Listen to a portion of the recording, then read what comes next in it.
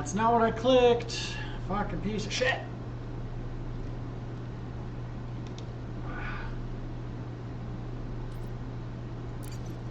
I clicked on continue.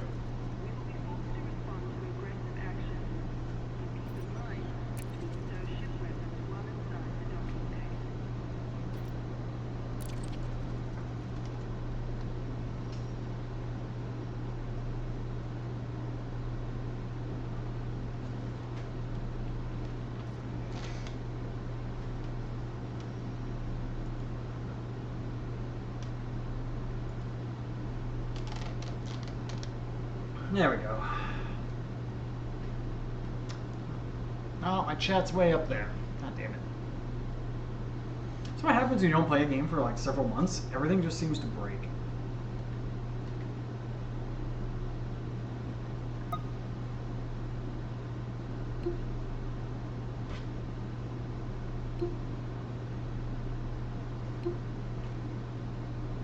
I like how my calibration for my head tracking too is like incorrect for my VTuber. Like I look down and it leans that way. If I lean, like I need to. I tried running the calibration on it, but I couldn't get it to calibrate correctly.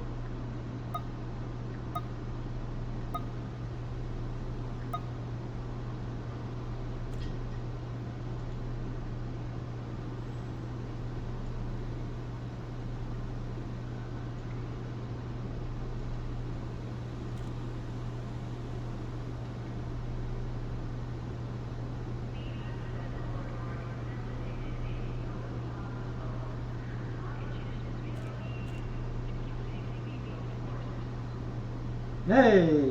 Oh, no, one more thing I gotta do.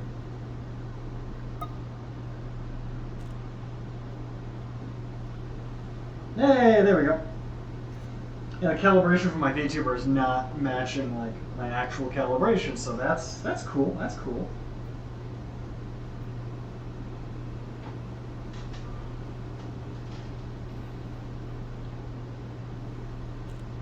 Oh, I'm not clicked on the game again. There we go. Alright, I'm just going to launch and do a lap around the starport, make sure my controls also work correctly.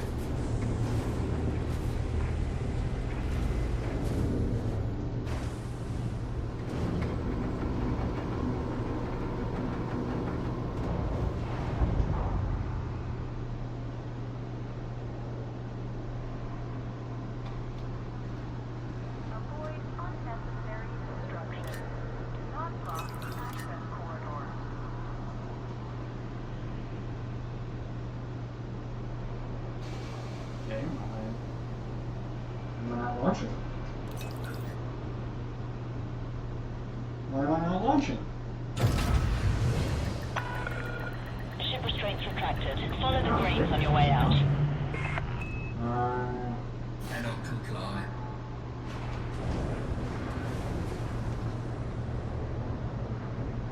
Cannot comply. I don't know which button was for the landing gear.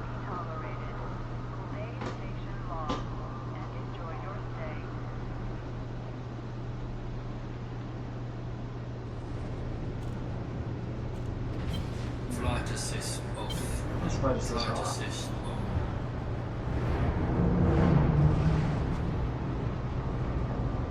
That's my reverse thrust. Landing gear retracted. There we go. It's not the right button, but we'll fix it later.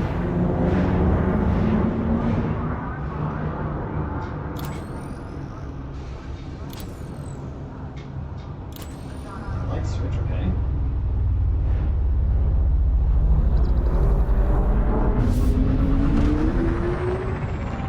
Boost. Come on, everything works correctly. Everything's working good. Gotta remap my landing gear key, but I can't even miss signals.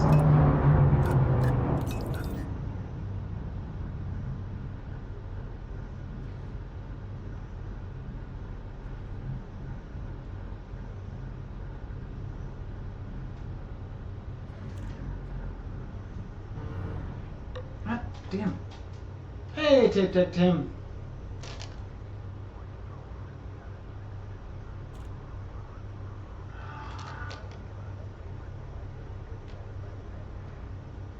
I can't remember half my keybinds for this, and I'm trying to like. Cargo scoop deployed. Cargo scoop retracted.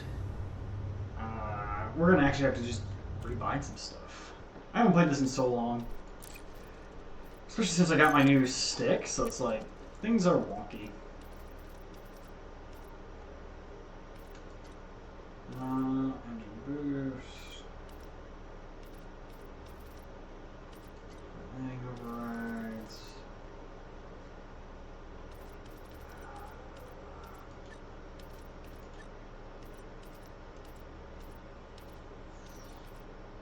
Flight rotation. Service scanner, mode switches.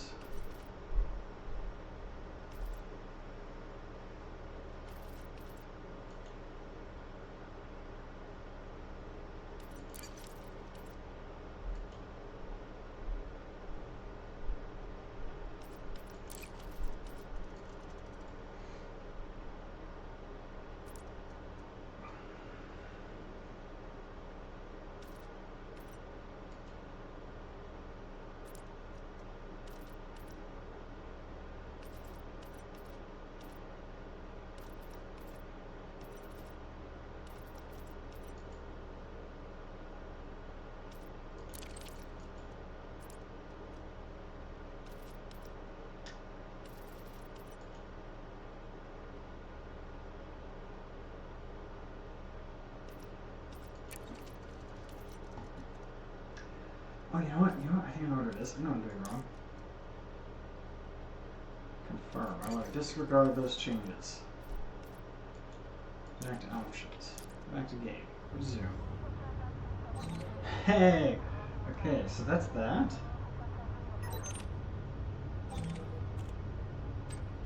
Okay, so that's targeting.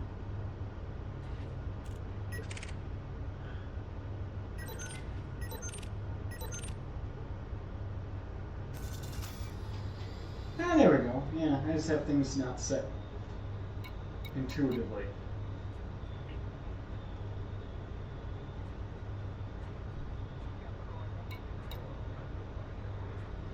I know what I mean.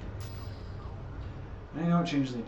Options, controls, shift controls, and then I think it's flight miscellaneous.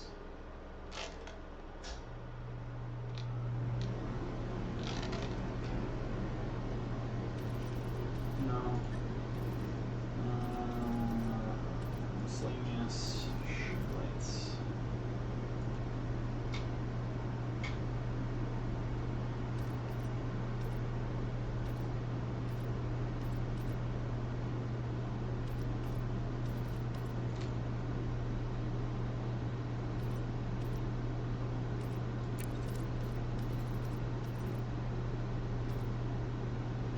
That's your landing gear. I actually wonder.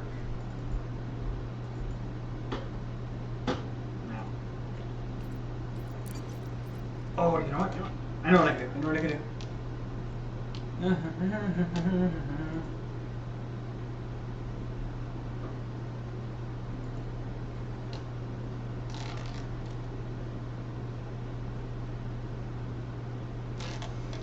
I gotta wait for this other program to load. So I haven't played Elite Dangerous in a while, but as I talked about last week, I found out, kind of after I had been following it for a while, that Distant Worlds 3 is in fact happening. And so I here we go. Let's do this thing. Landing gear.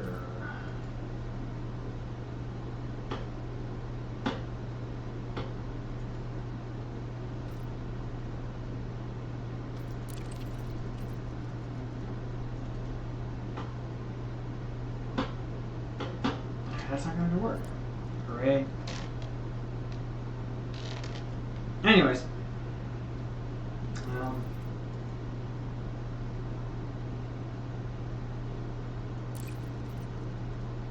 Actually, yes, I want this one to be landing gear.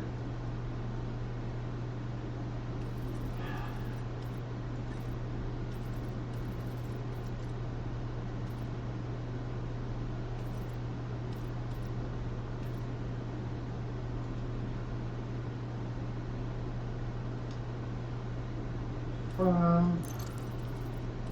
Roll panel, which I think is that one over there, I think. Confirm. Comms panel, I think is that one over there. Confirm.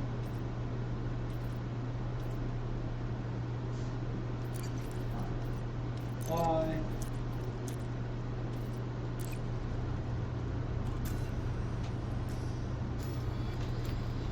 Okay, so roll is actually that one over there. Okay, okay. Quick comms is up there. Alright, so I need to, I need that side panel so I can request docking. So I can finish setting everything up here. Controls, ship controls. So roll panel is actually that one over there. And there's miscellaneous. No, not miscellaneous. More switches.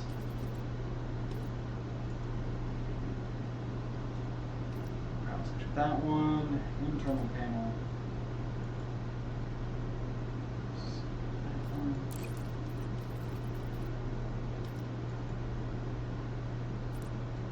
Right.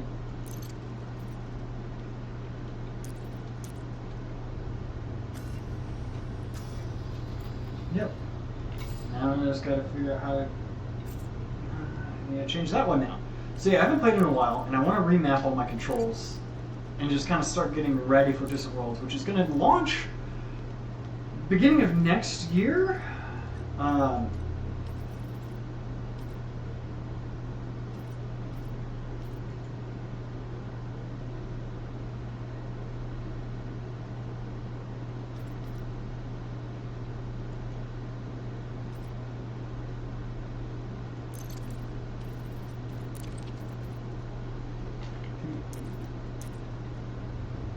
Yay! There we go.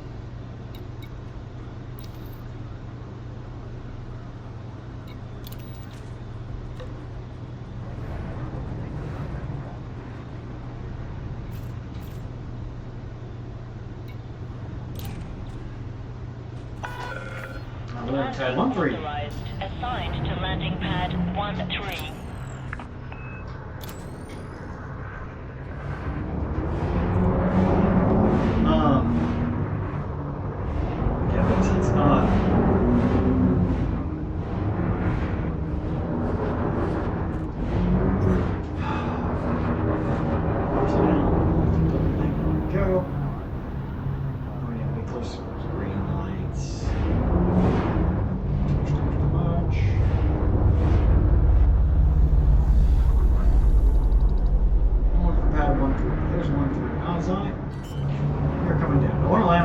That way I can at least do this and not be floating.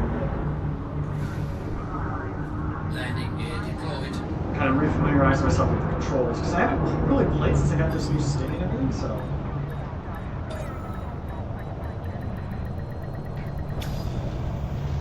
That came down really hard. Touchdown. Deploying ground services.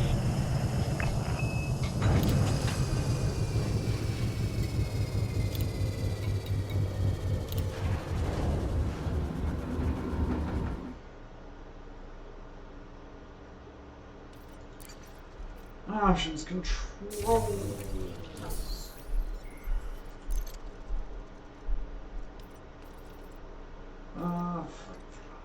Lateral thrust, thrust forward backwards.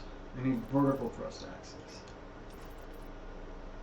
I want to increase the dead zone a lot because it seems just really. This thing was just really sensitive.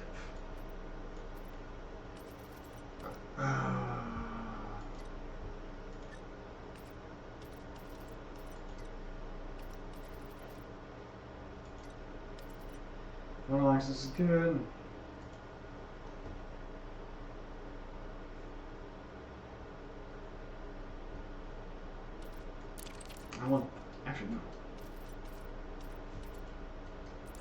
I want to map this to match like kind of my Star Citizen setup, so that should throttle reverse.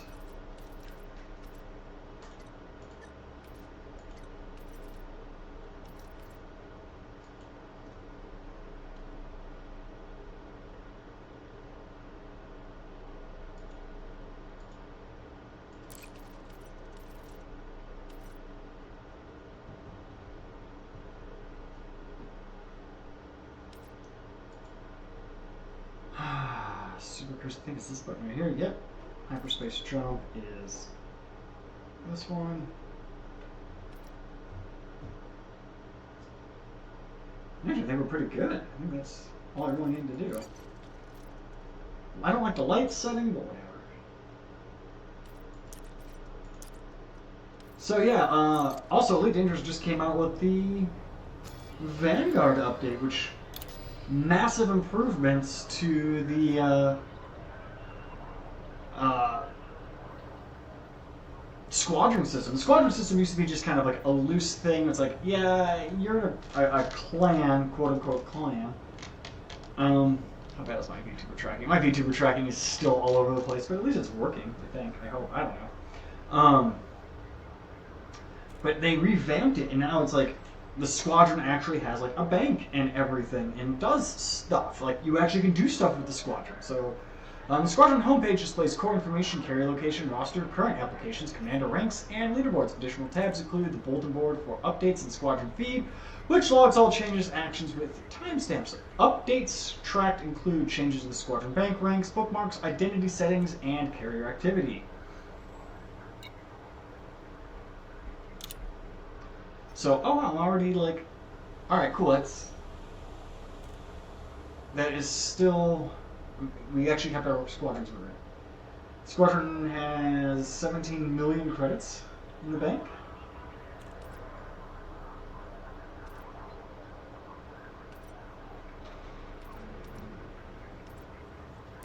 Can I create a new post? I can. I can create posts.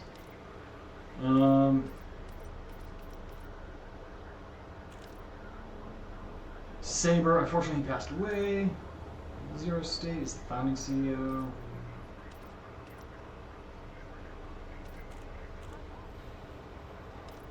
Is that like, who's the roster? The roster shows all members, their ranks, and last activity. Selecting a member opens their profile. Available management actions, social options are available here, such as inviting them to a team, setting a friend request, blocking, and leaving the squadron. Okay. So I'm just a member. Active 9 months ago, 45 months ago, 60 months ago, 2 hours ago, 3 hours ago. Damn, like, not a lot of people have been active.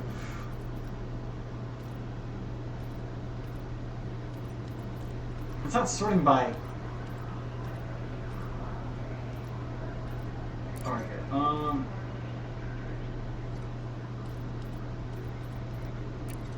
yeah, I'm the only member of the faction online part.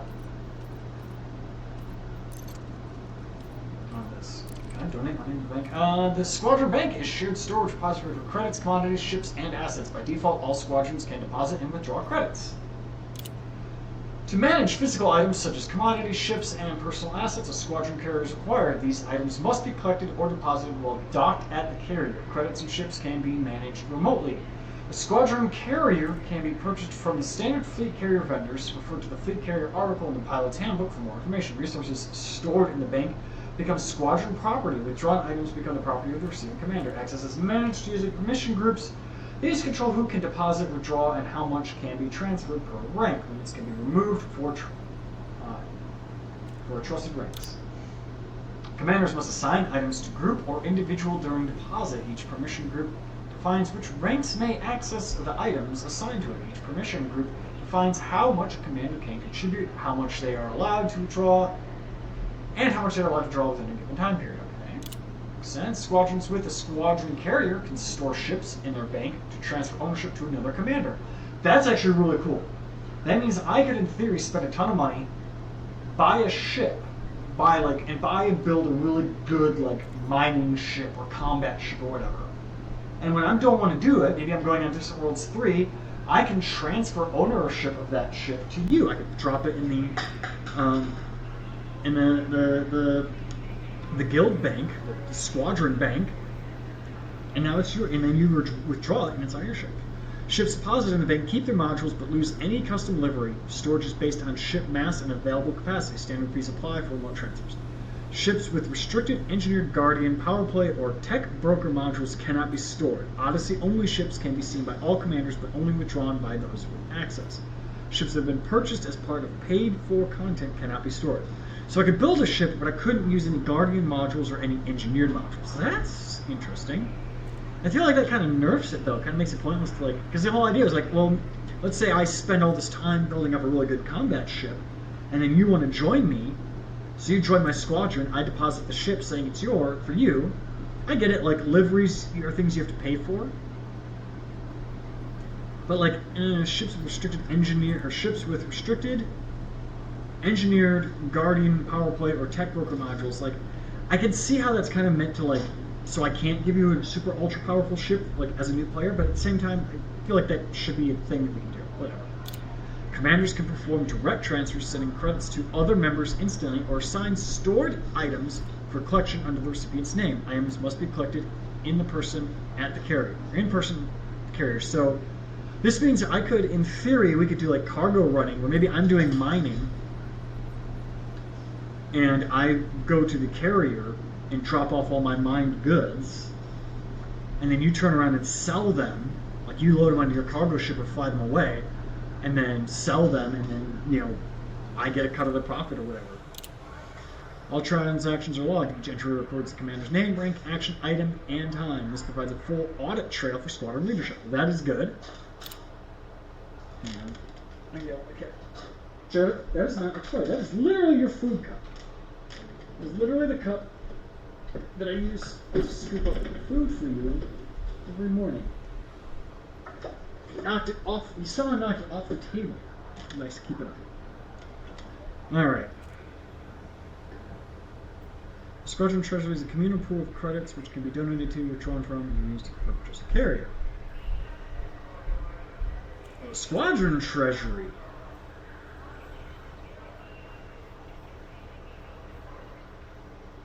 is a lot. Holy fuck. But we don't have a carrier yet. Okay. The Squadron Carrier Fund has 28 trillion credits? No, billion. 28 billion credits. We have 17 million credits in the all. Let's see.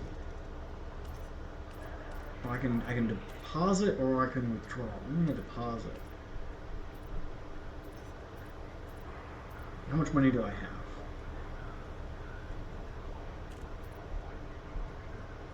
I have 900 million credits? Okay. Yeah, because I remember I was close to $1 billion.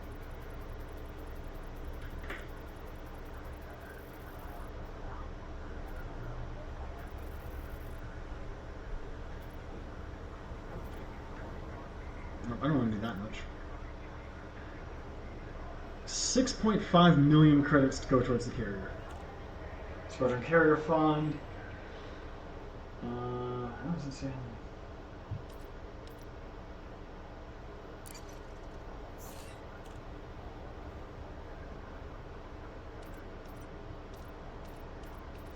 I want to see the transaction log.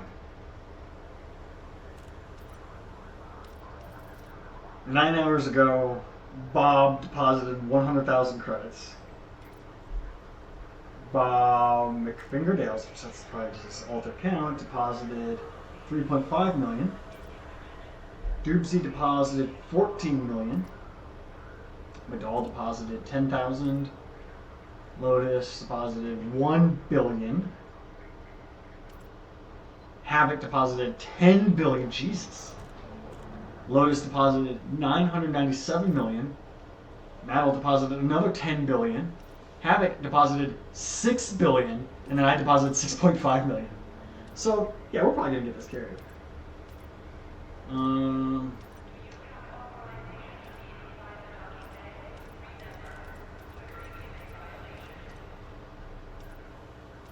know what? Why can I withdraw money? How much can I withdraw? I can withdraw 10,000. That's cool. Can't transfer, which means I could probably move it from like the.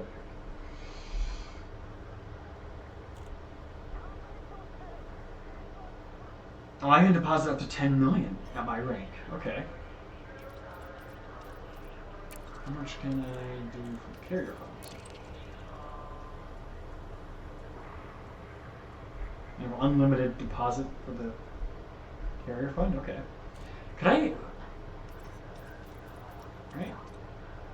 Yeah, unlimited carrier fund. So I could just do this.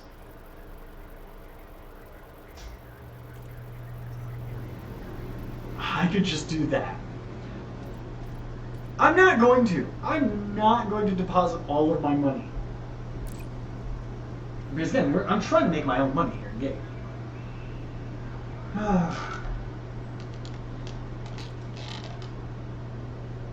Oh, did my tracker thingy stop working? It did.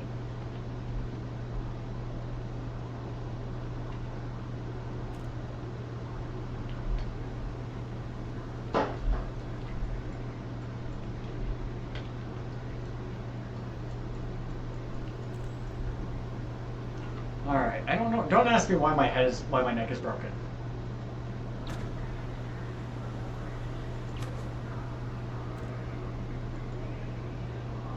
Let's see this.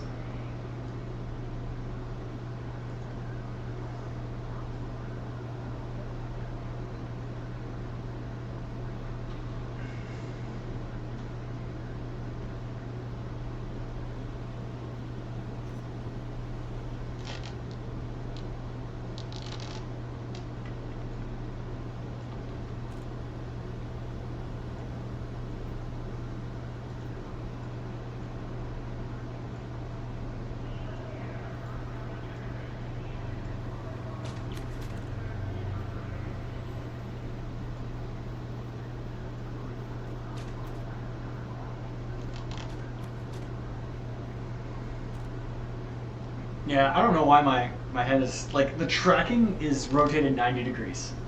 I don't know why the tracking is rotated 90 degrees like that.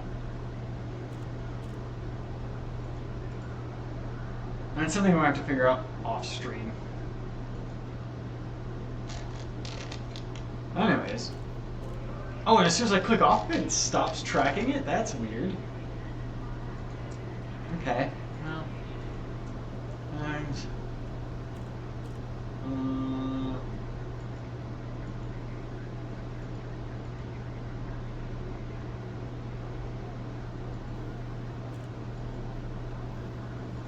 well,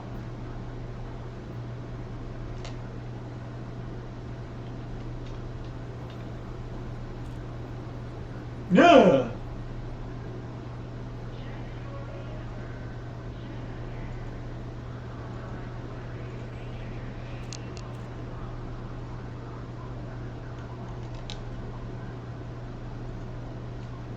Okay. Why does it keep not working if I don't have it active? You know what? I'm just gonna...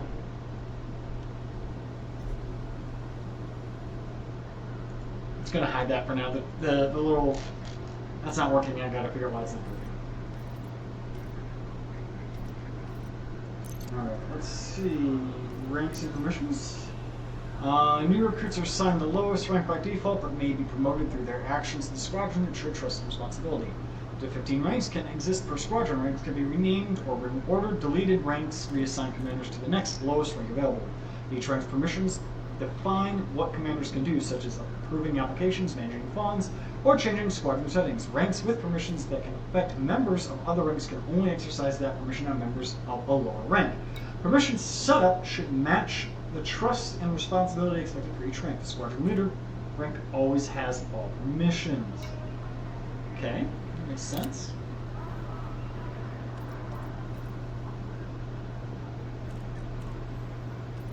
Can't message officer chat.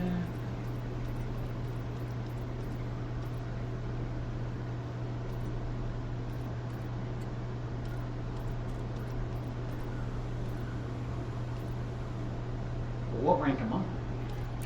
Let's see what else is there.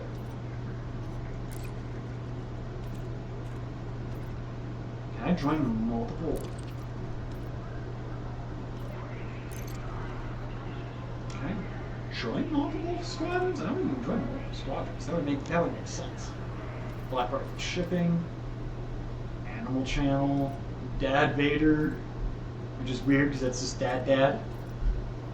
Knights Who Say Me.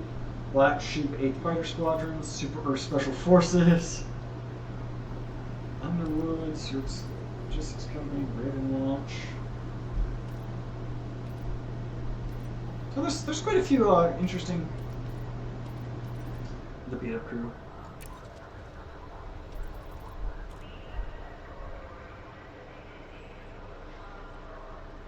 Increased pilots, Federation rank gains, increased mission words. So like your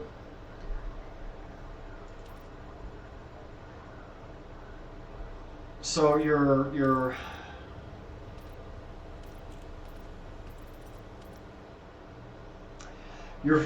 squadron does give you bonuses. Like there's 2 perks that you get for being in a squadron, and they can change them. This studio's not really motto.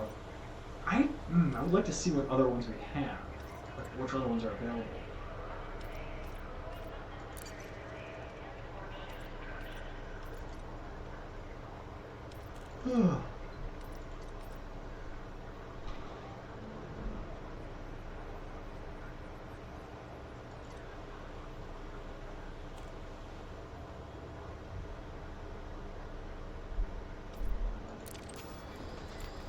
All right.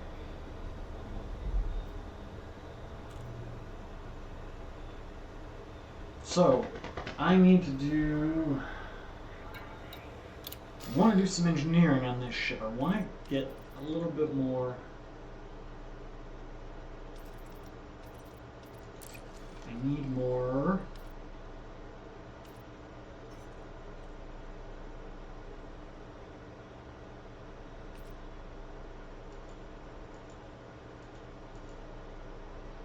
Need more chemical manipulators to get the next level of engineering on my FSD, I believe.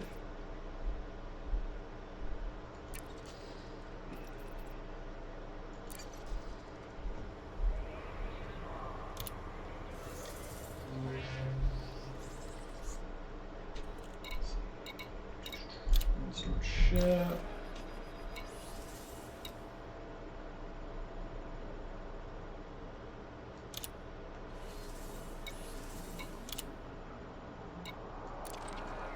Transfer the ship here. Approach ships. What do we got here? Goodbye. Some new ships have come out. The Vulture. I find the Vulture in Star Citizen, and that's interesting. I know there's crossover. Like there's a ship in Star Citizen that looks exactly like the Asp Explorer, and you can't tell me it's not like a direct copy of the Asp. Type A Transporter, Vertical 2, Vertical 4, Diamondback Scout, Dolphin, Diamondback Explorer, which we're in, Asp Scout, Vertical Dropship, Mandalay, which apparently is supposedly a really good exploration ship, and a lot of the ships that have signed up for Distant Worlds 3 are Mandalays. So, very few Diamondback Explorers. So I'm going to be like one of the odd men out.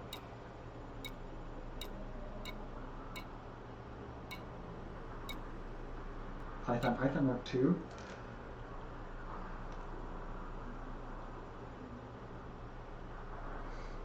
See that? I want to like it. Because I like the Python. The Python was like my first big ship. Like, I bought the Python. I was like, oh my god, Python is so good. And I really liked it.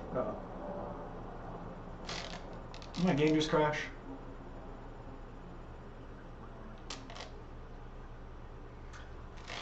Steam VR just crashed. That's interesting. Oh, the problem I'm going to have too is like Steam VR crashes and it kills Streamlabs.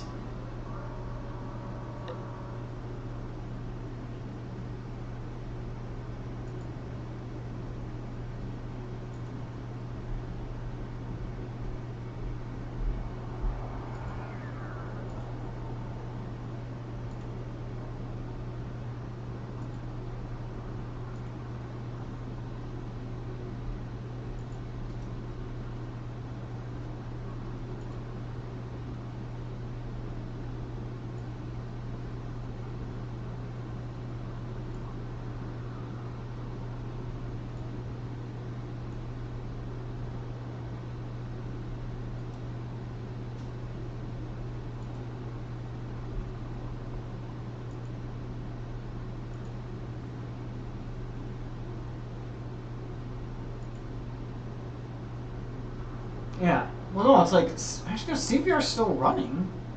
It's just disconnected on my headset.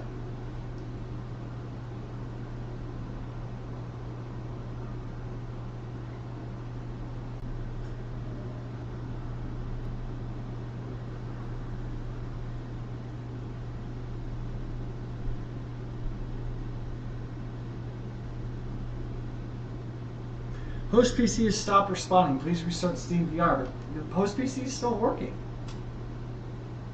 Alright. Hopefully this doesn't kill my stream. If it does, fuck.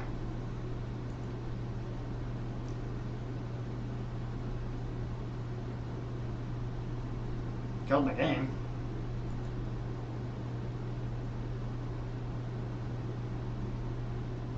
Ah.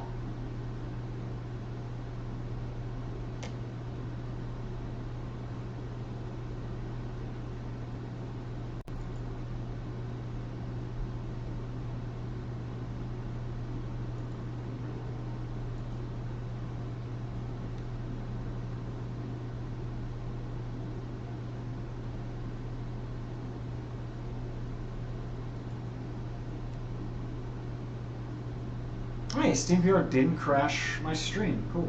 Cool.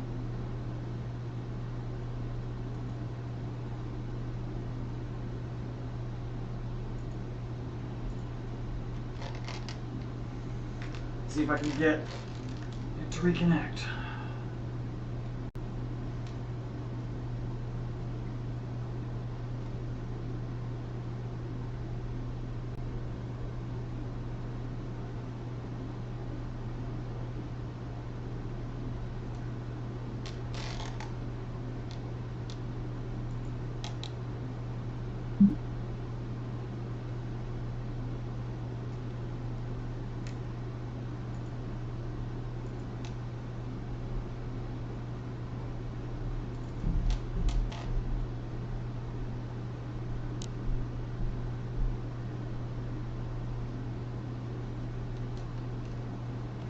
I find it weird that like Kerbal Space Program has a pre-order for plushies. Like, yes, Kerbal Space Program 1, original, fantastic game, would buy them. Except for it's like Kerbal Space Program 2 kinda, from everything I've read, sucks. I still want one, but I'm like, oh, but like, the second version of the game, sucky suck.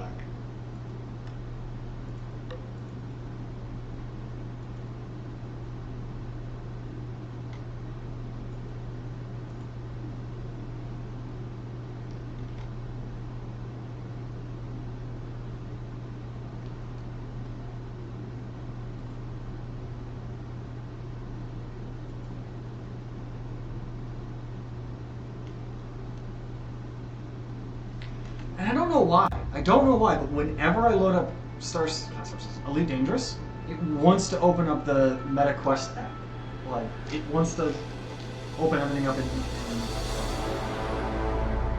Quest version, Quest mode. I'm like, no, I'm literally using Steam PR. Why? Do I have my chat? I don't know where my chat is. There it is. Man, I lost it. Man, that was really weird.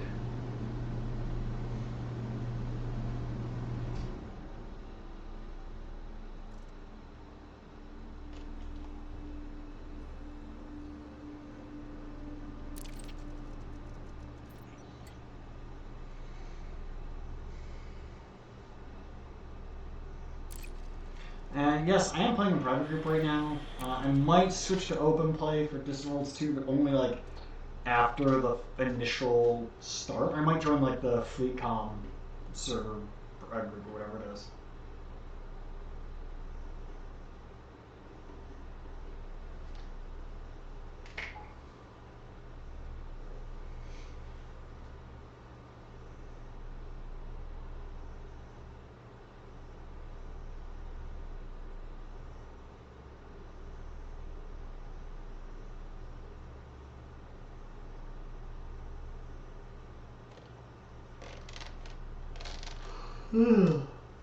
Don't forget your limpets.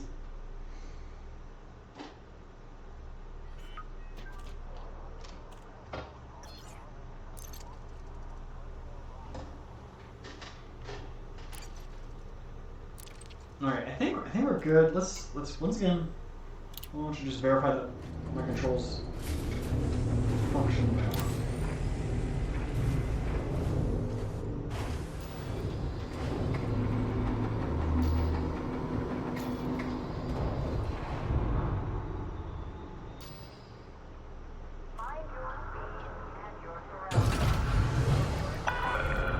Landing coupler disengaged. Landing Follow gear the greens on your retracted. way out.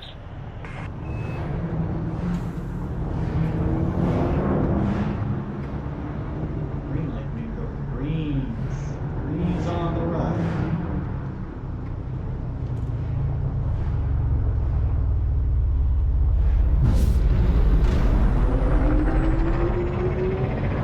Oh yeah.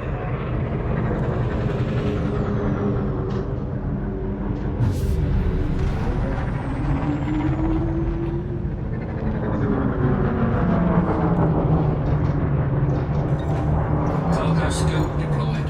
Cargo scoop retracted. Oh, this ship, I put shields on this ship to like give it a fighting chance. What did I take off this ship to give it shields?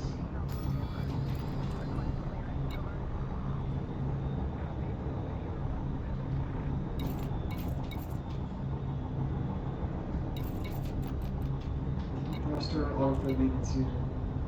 Oh, I got rid of one. No? Planetary shield unit.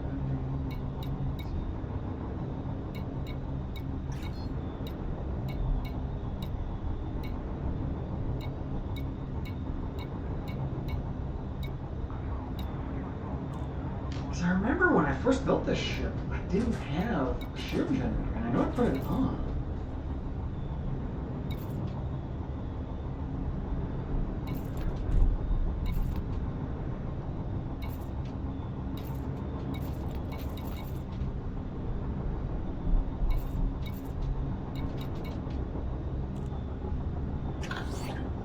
Incoming message.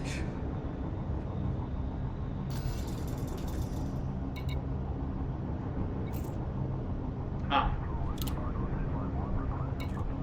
My other ship has been delivered.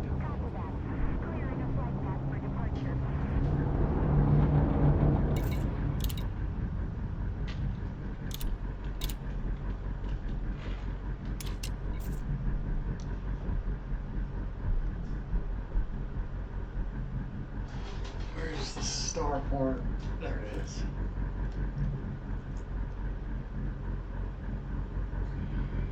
All right. I forget what button is. Choose the galaxy map. That's something.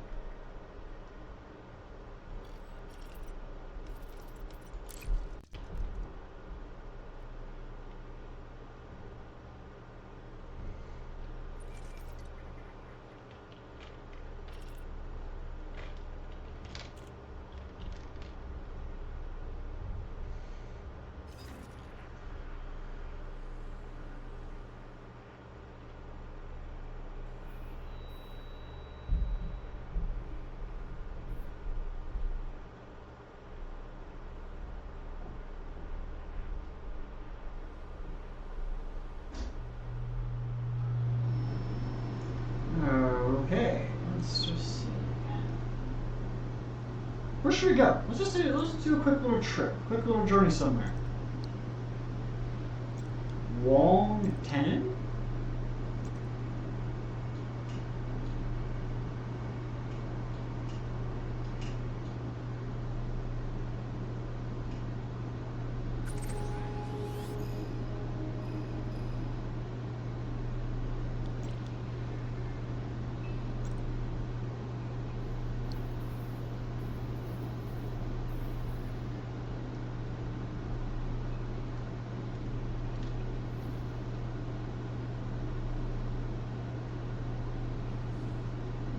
It's up and down. Which one is my rotate? There it is. That's the rotate.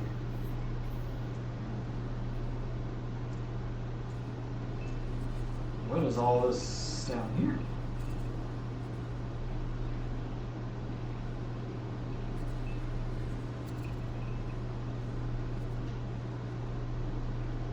What do the X's mean? Where would the X's mean?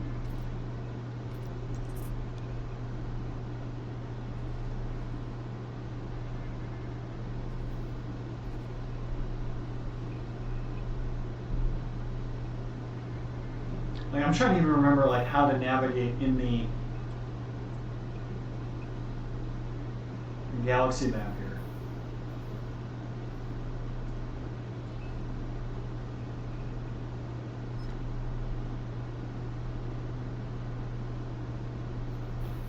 There we go. That's why, because I want to really click on this. Civil unrest. Port has been abandoned. Oh, because I think this is probably. It's either abandoned colonies that people haven't been maintaining, or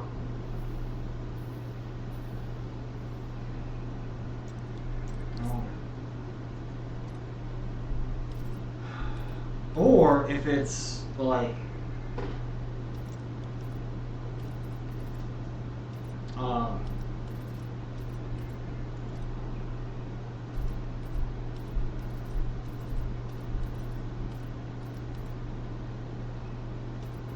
they've been attacked by Thargoids. They've been attacked by Thargoids. I wonder if that's what it is. Oh, man, look at that.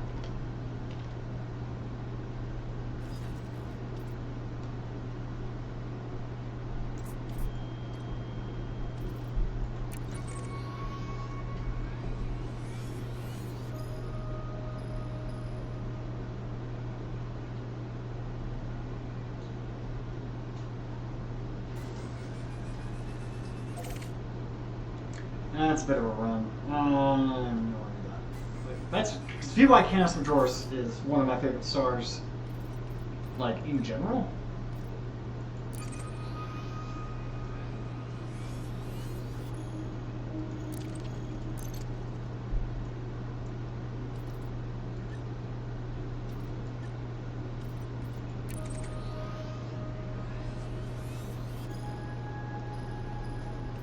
So we got one here. Over here. I don't know what these are.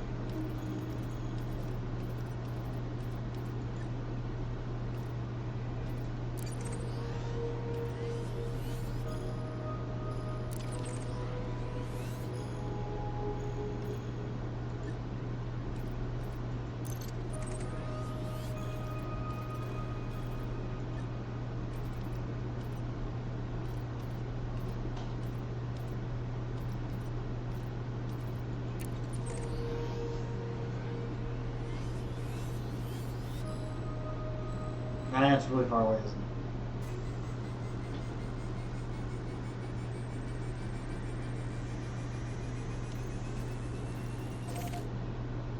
it? Yeah, that's really far away.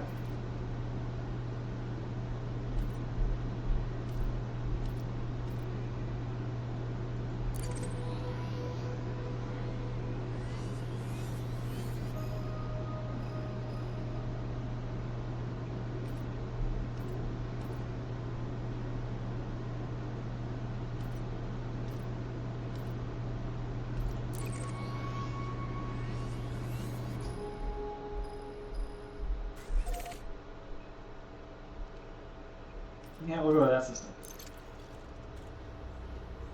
Frameshift drive charging.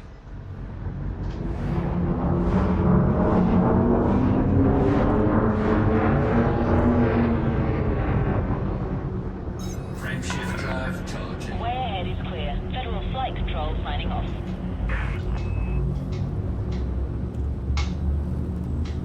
Can't pull the lights off. There it is. 3, 2, 1, engage.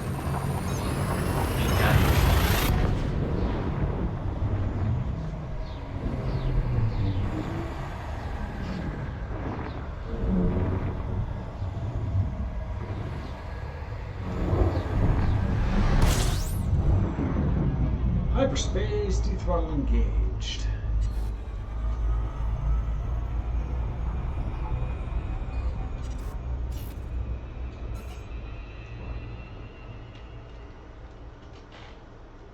Warning. I forget what the button is to escape out of this. Shift drive operating beyond safety limits. Frame shift drive supercharged. Droid 3. Okay.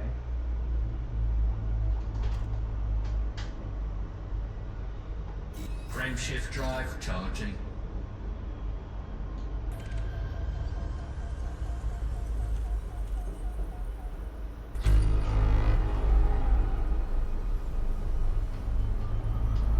Frame shift drive charging.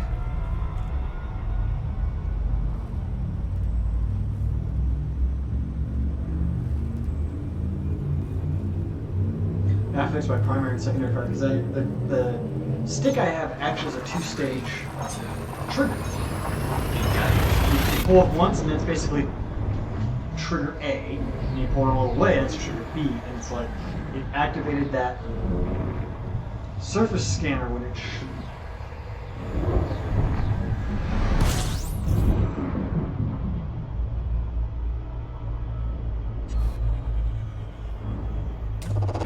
Fuel. Go ahead and controls, ship controls.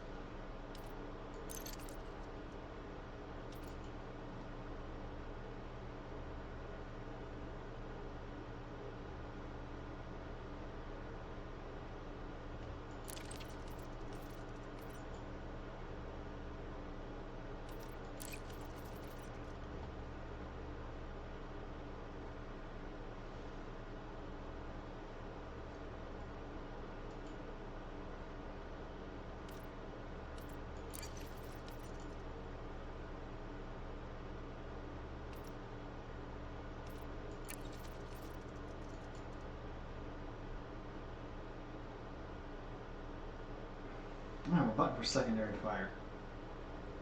I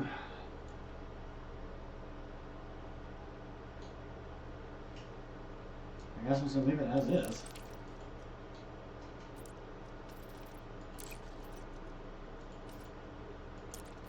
I'm worried, like, in the heat of a moment, I'm going to squeeze it too hard.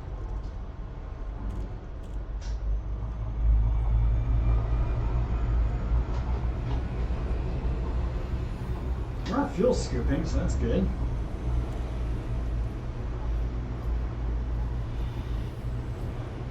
I think today we're just going to kind of chill a little bit and fly around this star system. This is a pretty important star system in well, in any space. Fuel scooping complete.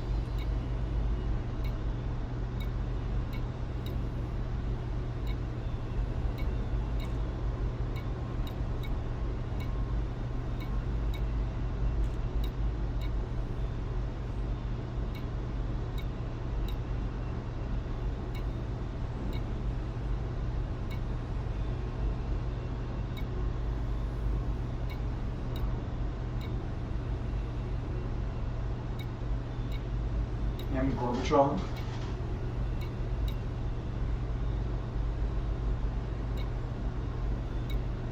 Halsey shares a vision.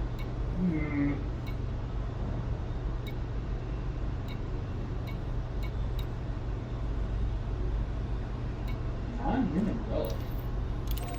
I'm kind of curious about that now.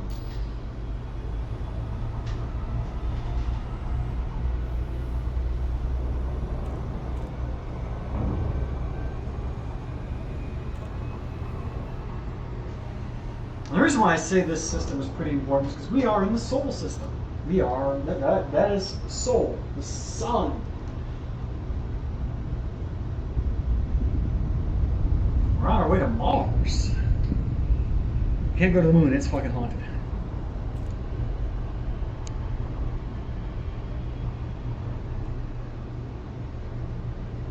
You know what? I bet you anything having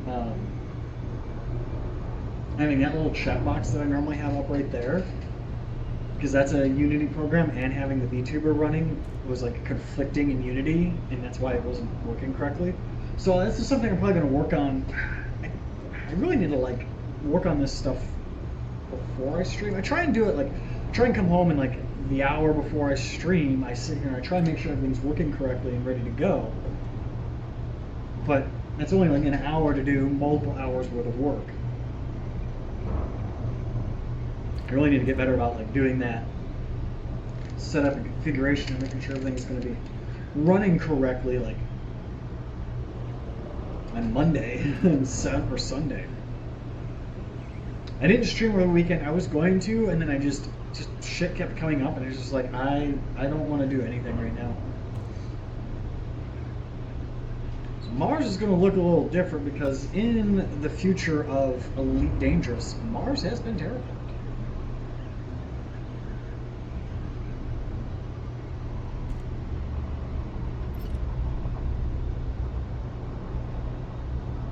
So Mars has a breathable atmosphere and water oceans. Well, it has at least water oceans. It probably has a breathable atmosphere. But there's a terraformed Mars.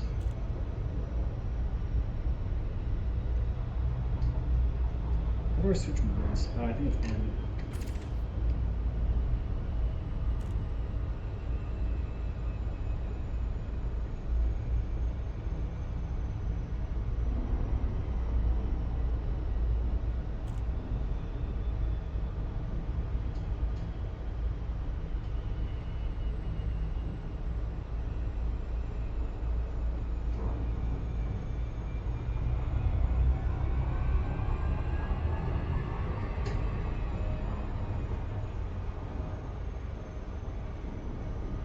Olympus Mons is now just an island. I'm sure that's Olympus Mons.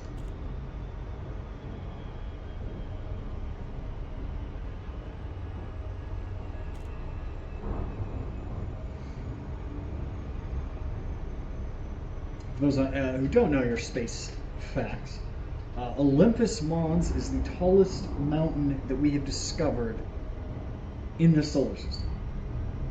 It is so high up that if it were a mountain on Earth, air traffic control would have to direct planes around it. Mars is fairly not very dense, fairly light atmosphere, I believe. Cannot comply. Cannot comply. Press question mark to disengage.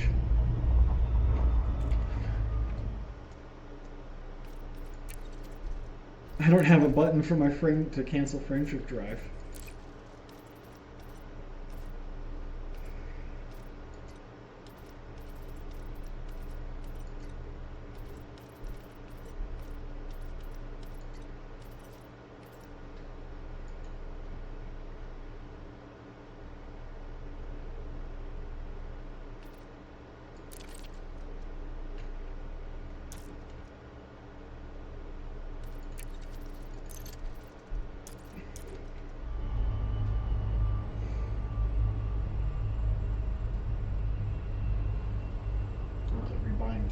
One of my buttons to the hard points. I think it'll be this. I think I don't have a button I can use.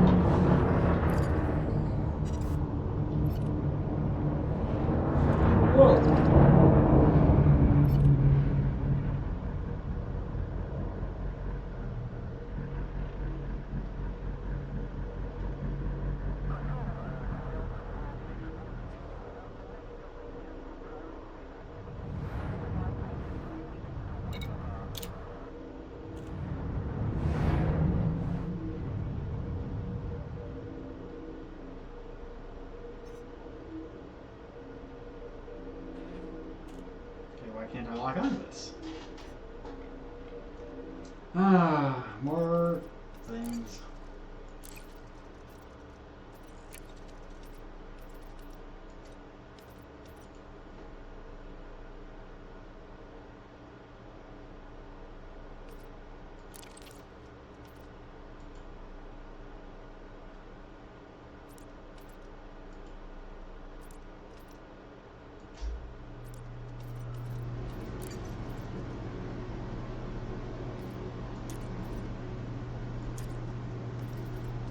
That's why we do these shakedowns of this.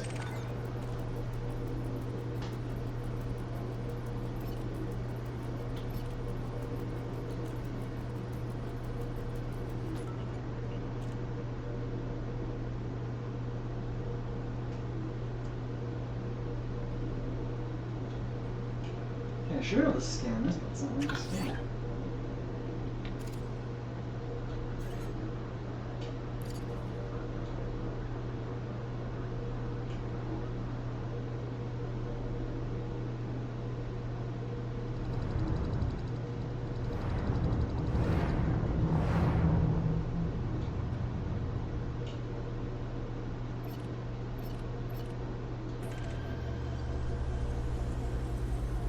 No, why is that not letting me scan it?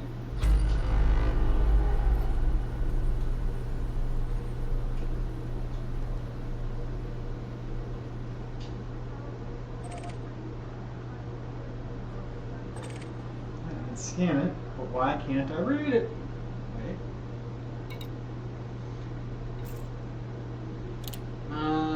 In 2280, the first dining rock was found in space. The object was found buried in Mars.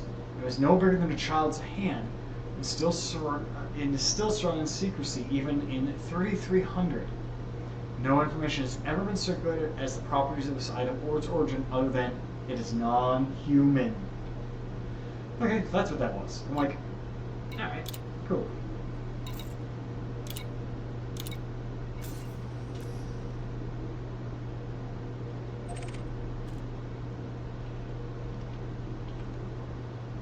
What else is out here?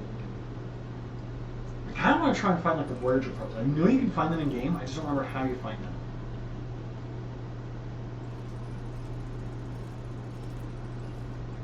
Whoop-da. Saturn, Uranus, Neptune, Pluto, Charon, Orcus, 2002 MS4. These are all planets in this actual solar system. Cilicia, Mera, Quorwar, make, I think it's the next one. Yeah, make. OR10, Aries, Sardinia. So these are all dwarf planets that have been found in the solar system. They're all out there orbiting, and all of these planets here, and oh, they don't have it.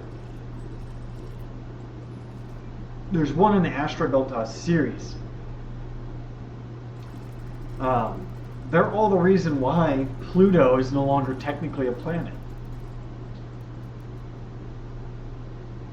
And the reason for that is because they're all actually larger than Pluto, but they don't have orbits that are similar to the rest of the planets. In fact, Pluto doesn't have an orbit that is similar to the other planets because it's a trans-Neptunian object. It actually, for most of its orbit, is outside of Neptune's orbit, but there's a brief period of time where it's actually inside Neptune's orbit.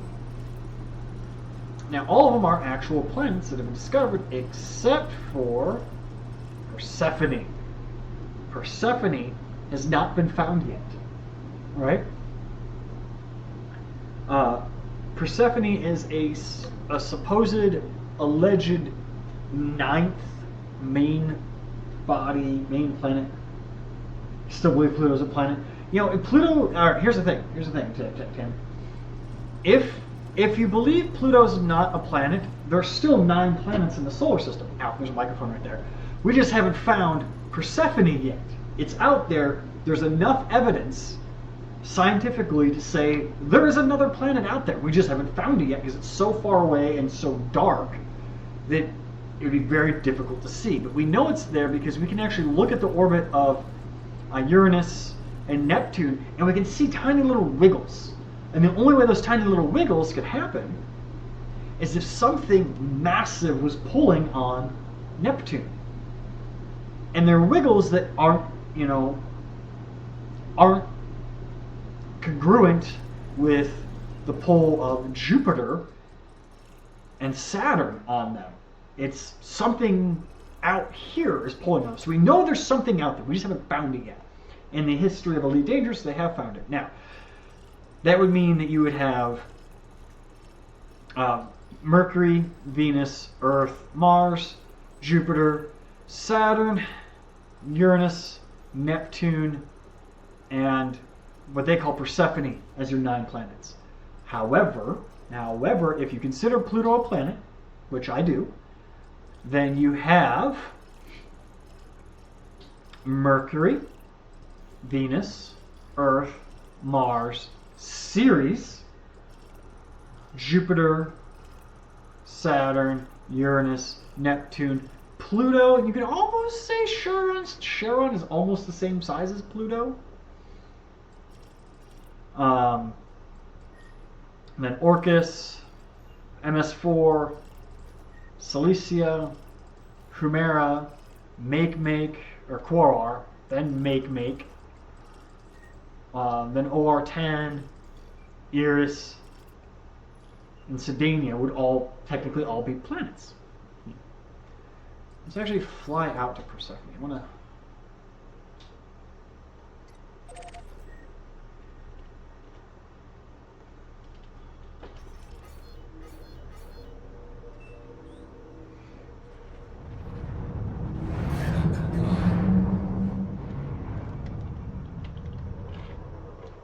I don't remember the key to work. I retracted my options, controls, ship controls.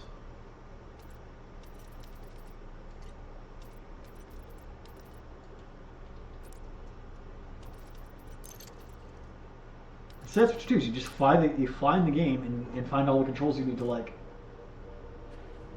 Frameshift drive charging. rebind because they're not working. Ready to engage. Throttle left to engage. 3, 2, 1. Engage.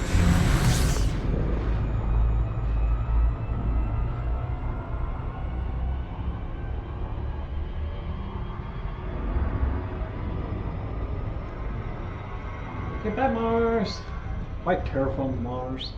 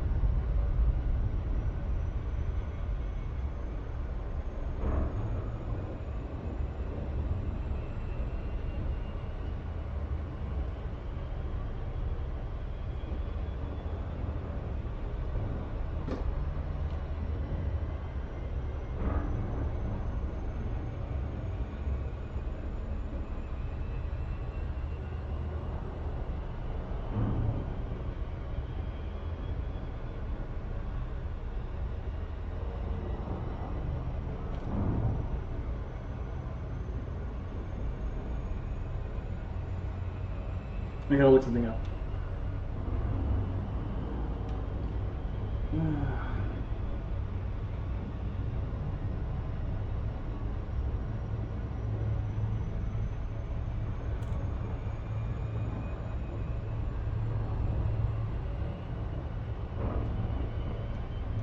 Wow, I like how I'm trying to type with like one eye through my VR headset on my phone.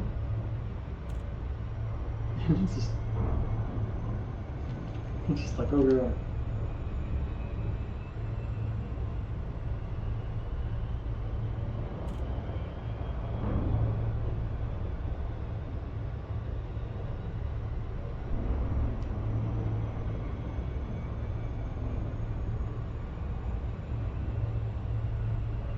Oh, I just need to fire up the full spectrum scanner.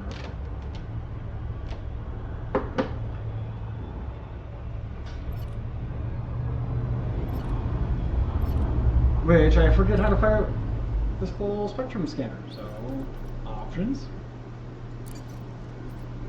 controls, shift controls.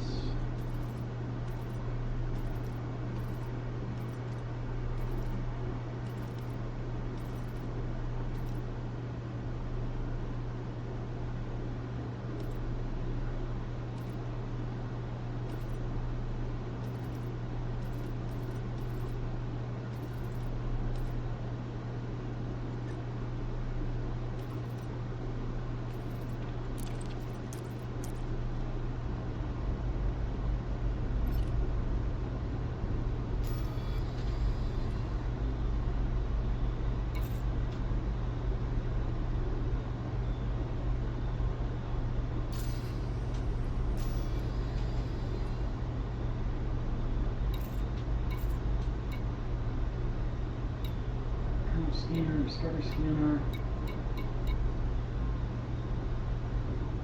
How do I activate the full spectrum scanner again? I don't remember.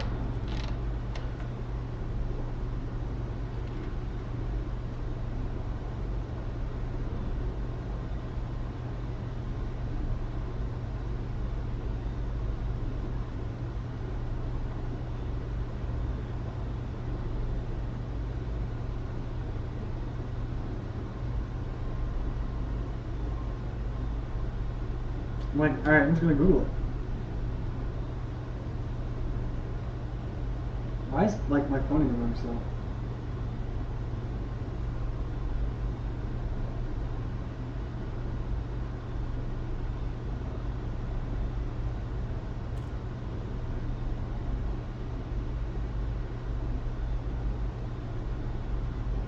Okay, it's under mode searches.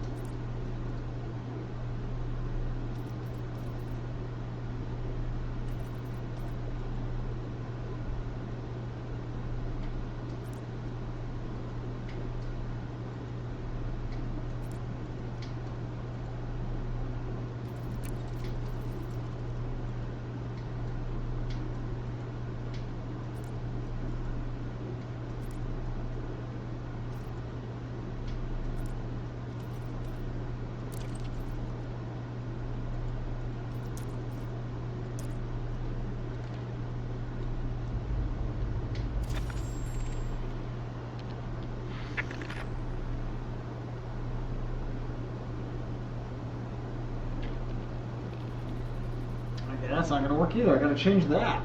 Damn. So many things I gotta change. And I'm so focused I'm forgetting to talk through what I'm doing. Alright. Full spectrum scanner.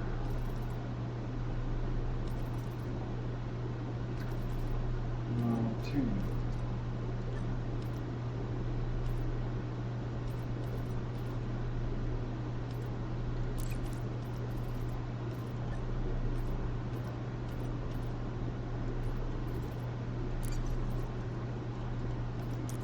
It was set to, we need to set it to absolute, which means now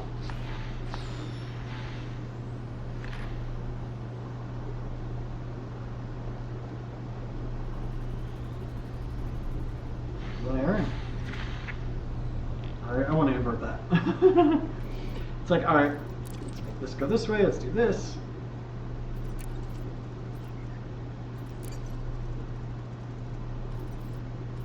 But at least now I'm figuring all this. I'm figuring out all this now.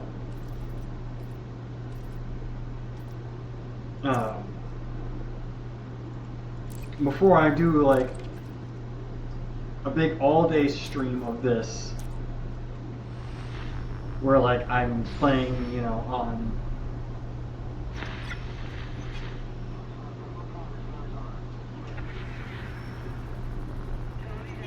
that is power wreckage signature.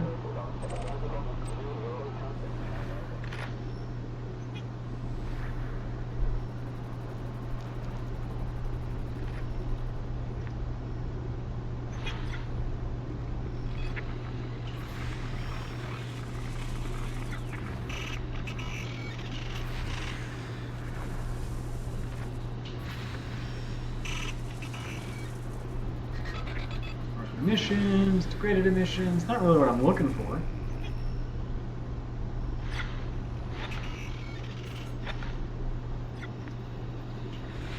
Ancient probe, there we go.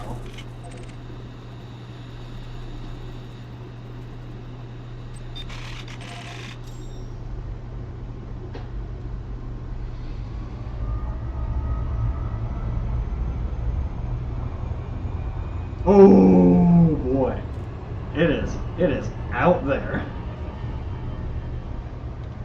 We're going to be flying for a while. 20 at this rate, 20 hours to get there. I mean, we're going to be accelerating too. So,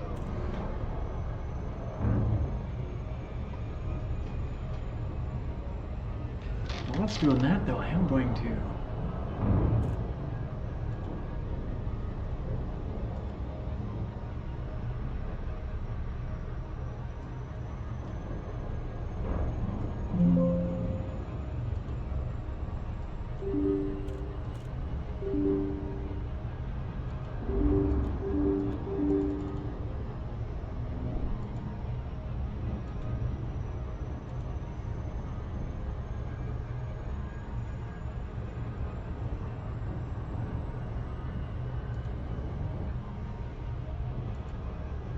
Yeah, see, oh no, it's still working now. Okay.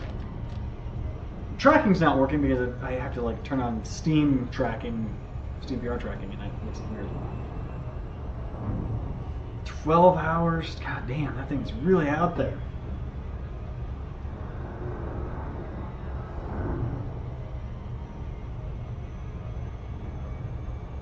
This is actually something I really hope like Star Citizen adds. When they eventually add the Sol system, is like the Voyager and like all the space probes that have been launched over the years, as like, you know, obviously ones that haven't come back, like the International Space Station's coming down, Hubble will eventually come down, you know, but like we've got Voyager 1, Voyager 2, Pioneer, both Pioneers. New Horizon, like those are probes that are screaming out of the solar system. And I think you can find all three. I think you can find both Voyagers. I don't think you can find the Pioneers. Maybe you can. I don't know. And I don't think you can find the New Horizon in Elite. But I think it'd be kind of cool as if they were like something that's out there, like that you can go find that. Like, here's what I wonder too. Like, okay, humanity expands out into the solar system, right? We leave. We colonize the moon. We've got bases on the moon, and then we go to Mars. And you know, we colonize Mars. Right? Let's say we colonize Mars. We don't even bother like terraforming it. How long until places like Jezero Crater, where Perseverance is at, I forget exactly where the name of the place is, where Spirit and Opportunity both like shut down, and what's the other one? Curiosity and Sojourner. Like, would those places become like what would humanity and society do with those probes if we like or those rovers if we colonize places like if we colonize Mars, right? Would we send a team out to find them and study them? And like after they're done being studied, bring them back inside and put them in like an airtight bubble, in a museum so people who fly to Mars can go view these things? Do we leave them there, like in their final resting place, and build some sort of protective dome around them so people who want to go to Mars and want to go visit them, like, do they become tourist traps or tourist locations? Like, that's something I sometimes think about whenever I see like photos from like Mars from like Curiosity and stuff like that. Like, they're out there, they're sitting on the surface of that planet. Some of them are still doing science, others have shut down. I think it'd be kind of cool to like go and find them, like go to Mars, like let's say we have a colony on Mars, and you go and you find one of the rovers, and you're like, oh, here's why this rover died, here's why, Spirit stopped driving, this motor just burnt out. Had they built the motor slightly stronger, it would have lasted longer. That's crazy too, because like Spirit and Opportunity both were only meant to last like 20 days, I think, and then they both just kept going for years, which to me is crazy.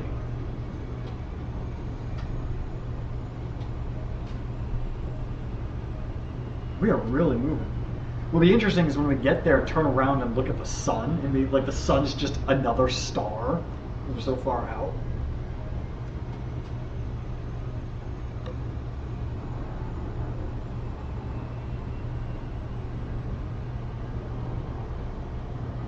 Yeah, I was picturing like one of those Futurama bubble domes that like you normally see like when they go to the moon in like early seasons of Futurama when they go to the moon, and there's like a bubble dome that they all go to. I'm picturing building something like that, but it's in reverse because like, oh, we've terraformed Mars and it has a breathable atmosphere now, but we wanted to preserve the atmospheric conditions that the rover was last parked in, so we built this dome around it.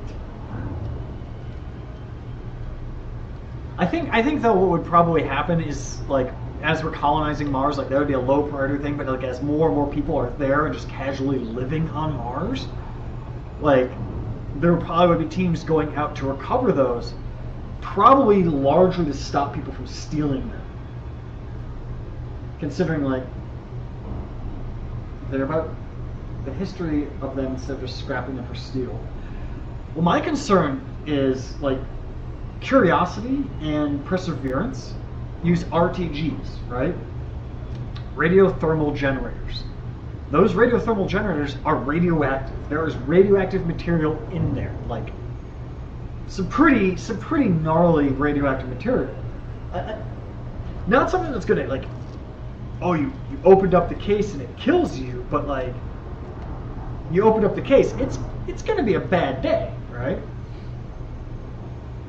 So my concern would be, like, let's say I'm the mayor of Mars or whatever, and it's my duty to figure out what we need to do with these. I'd be like, all right, we need to secure them so that way people don't salvage them, they don't, deface them or whatever.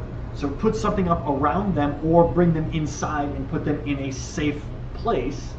And, maybe have some engineers take a look and be like, oh wow, this is what they were doing in the 21st century. How naive of them to use zip ties or whatever. Oh, they used this type of glue? Don't they know that this glue was so much better? Oh, they hadn't invented it yet. Because obviously by the time we colonize Mars, like, technology is going to be so far advanced, it's going to be the equivalent of like some person now who's working on supercars, going up and finding an old Model T and going, wow, I have no idea how any of this works because, this was all analog and now I'm working on like super F1 cars or whatever. And I think that might be a big part of it. But like, there's also that historical part, like, these were the rovers that helped get us the colonizers of Mars to this planet. Something I think about sometimes.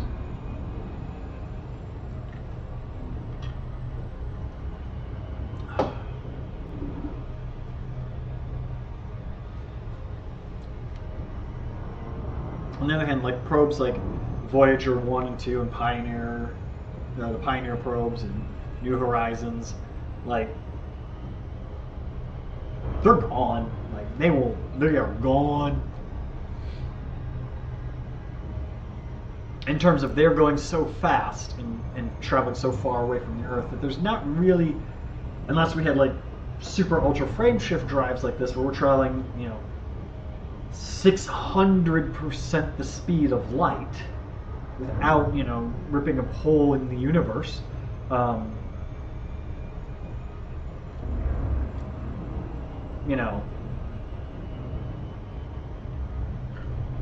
No one will ever really see them. And the kind of sad thing about them is like we put golden records on there in the hopes that if somebody were ever to find them, some other civilization was ever to find these probes, that they could learn about us, which is kind of a weird thing. It's like, hey, we just met you. Here's our nudes.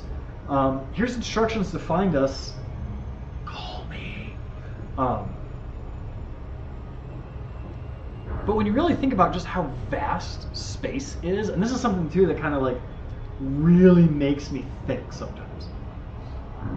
Space is so massive, if you were to just go straight up at the speed of light,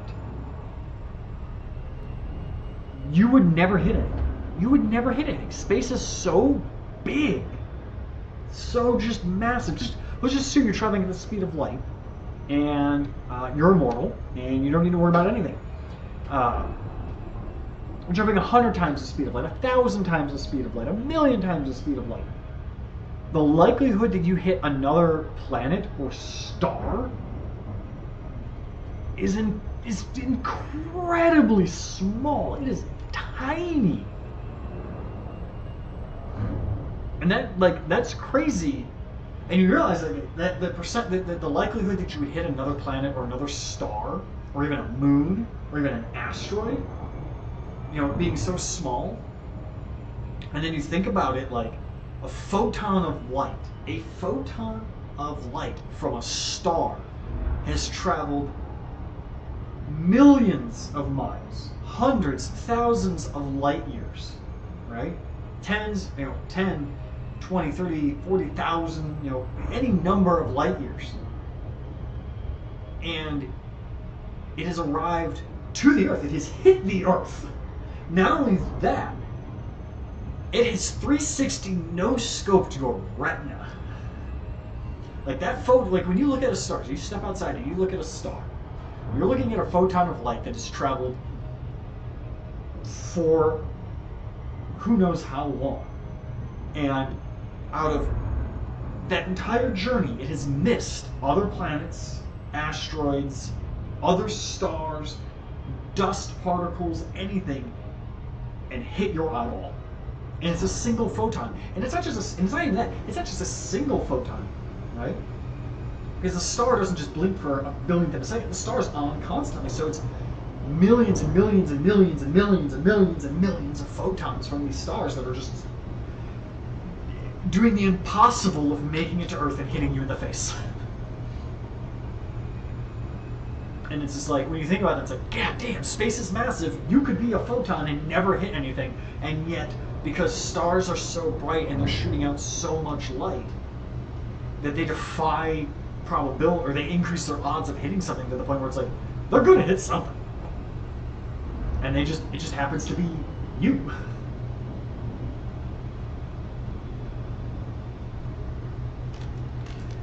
Yeah, damn, we are cooking. Getting this, we're still accelerating towards this probe.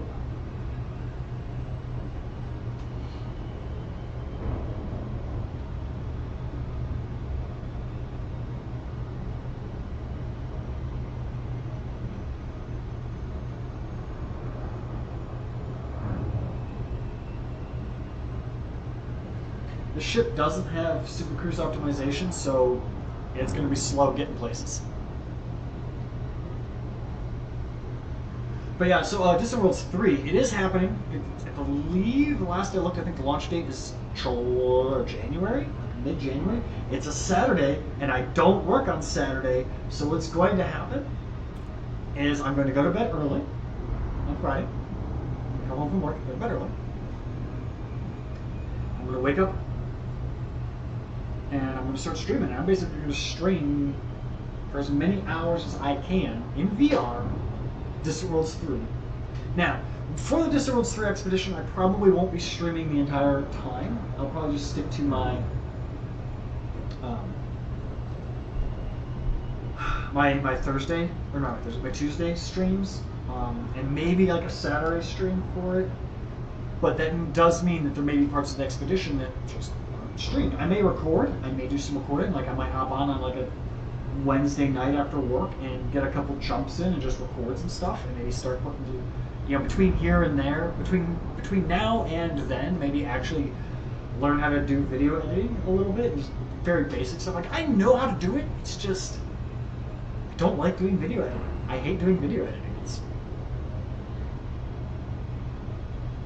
It's time that I could be spending making content, and it's like actually making the content, like playing the game and having conversations with people and whatever, or learning something about the game, or doing something, or just getting something done. And that's why I prefer streaming over pre-record, recording and editing content. But hopefully by maybe by Distant Worlds 3, I'm hoping to get like another. I want to get a new hard drive, a couple new like a couple 2 terabyte hard drives. I have 1 terabyte hard drives right now, and they're all kind of full. Maybe I can get a nice like 4 terabyte hard drive, or even like 2 terabyte hard drives, and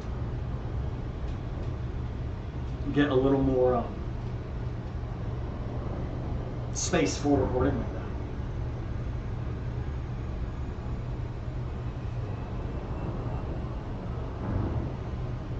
We are still accelerating towards this ancient probe.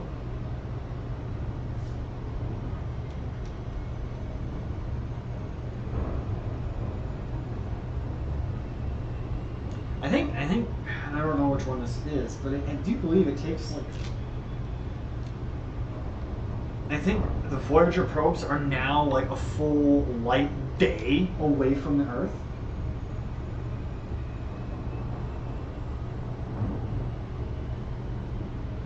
That's fair. Video editing being enjoying can be hit or miss for most people. Some people really like it, but also do not. Yeah, that's definitely where I'm at. Like, I've had this idea for a video project for a couple of years, and I have like all the video, I have all of the raw video recorded for this project, and I've had it recorded for like 10 years now, and I just haven't done it because it's like the amount of work it's going to take just to get the video into the editing software, and then actually like laying it out is just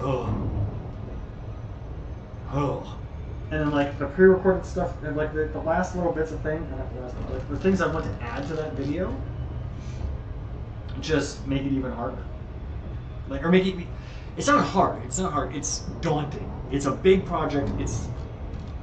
I'm saying when I think about it, or when I look at it, like I have all the stuff that I want to do. It's like I'm sitting at the bottom of the mountain, and I gotta climb all the way up to the top, but I'm tired, and I don't even want to start climbing. But I think these probes are like a full, like it takes like 24 or even like 30 hours for light to get from the sun to these probes. So that's why it's taking us so long. And on top of that, Elite Dangerous did the thing where the probe is even further away because the game is set in the year 3000. Let's see.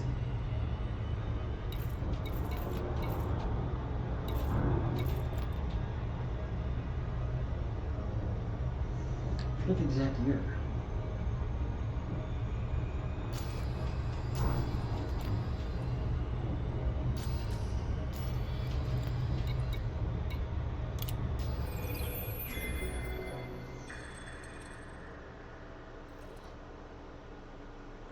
The game is set in 3311, so it's 3,200 and some odd years in the future, right?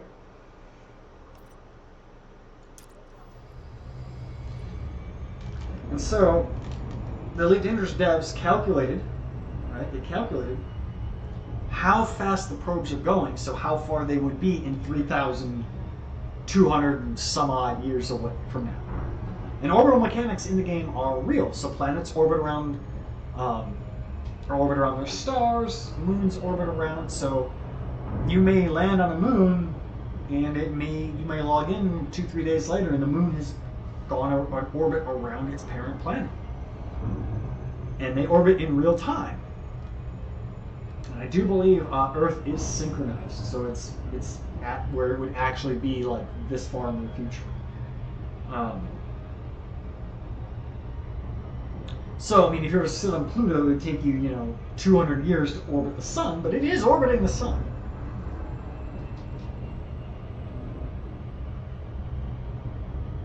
Which is something I think is nice. Which is something I wish Star Citizen would do, because that would dramatically alter various elements of navigating around some of the star systems. Because it may be a certain time of the year, two of the planets are closer together for a few months. And so travel time between them is shorter, so you can make more cargo runs. But then at other times of the year, they're further away, so now it's even longer, and they may even not be a direct route because the parent star might be in the way. And that's something that's kind of always bothered me about star systems. They have planet rotation. They don't do orbital mechanics at all. And I don't know if it's something that's eventually going to come to Star Citizen or not. But it's definitely something that Elite has. Although because we're working on 1-to-1 scale, it doesn't really... We're working on 1-to-1 scale and we have super fast, efficient ships. It doesn't really ever pose any sort of problem.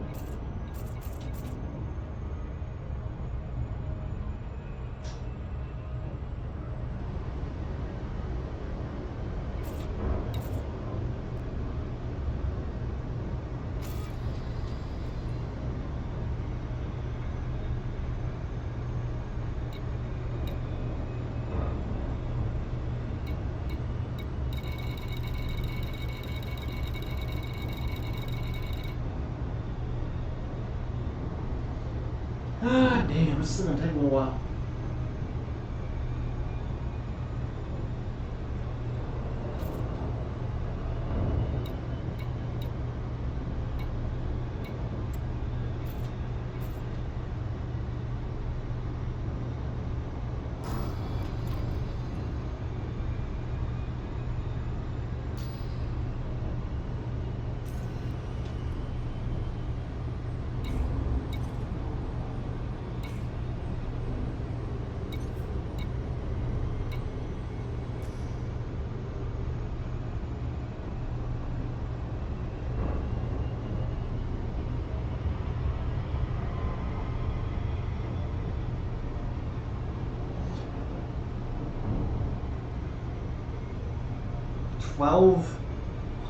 C.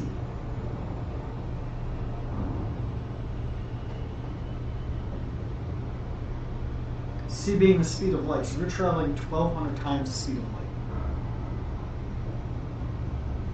I wonder how that works. Okay.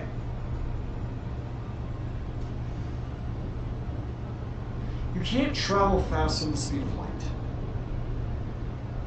At least with modern, just physically, it's physically impossible. So how does faster than light travel work in a video game? Without breaking logic? Without, I don't know.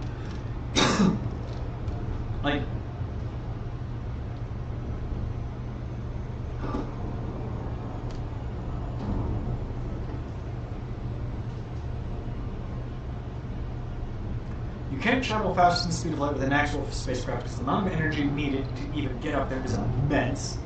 And the fact that the closer you get to the speed of light, the slower time moves relative to your spacecraft.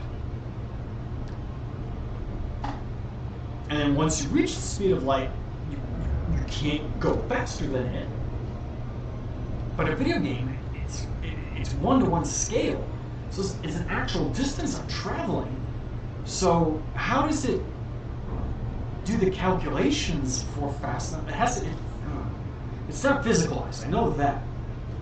I'm effectively not actually moving my ship, I'm just telling the ship. No, actually I'm moving the ship. I'm moving the ship. The ship's a blob. Because when you are in this mode, you are actually still physicalized in the game mode. Like, other players can still see your ship. Like, I've seen a post on Reddit where two people were in Super Cruise and they were close enough to each other they could actually see each other's ships being rendered as like glowing blurs.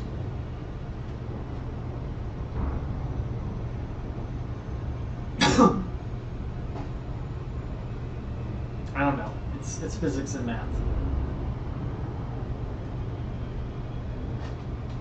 We're still accelerating. Like at some point we're gonna have to decelerate. I don't see any more contacts on the screen either. Like I can look around and like you could look there and look back there and you can see them. It'd be cool if those gauges actually like moved and had like dial like data on them.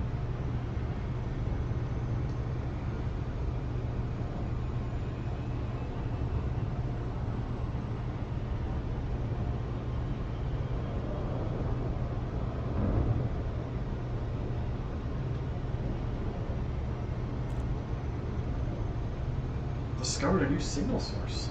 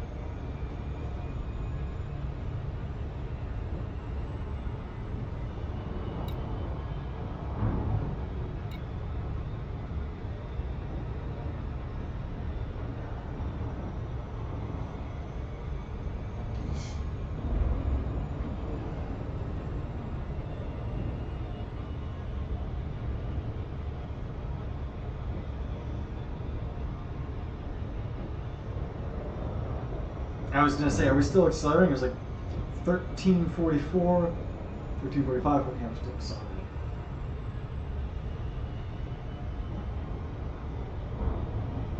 Look.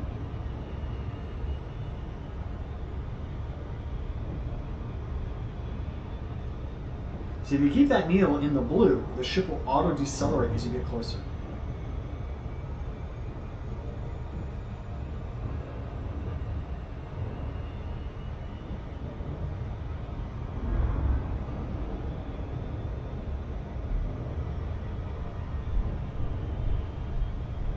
And like the more center the blue, the better, obviously.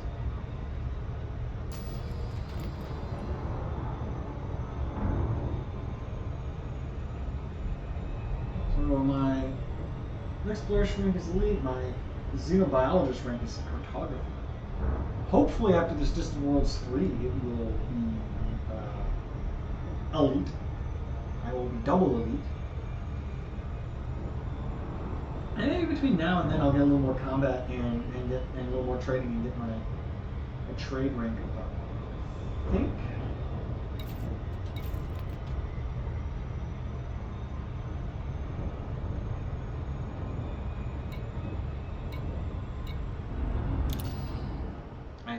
I think the next rank up is expert. I think expert after that is elite? I don't remember.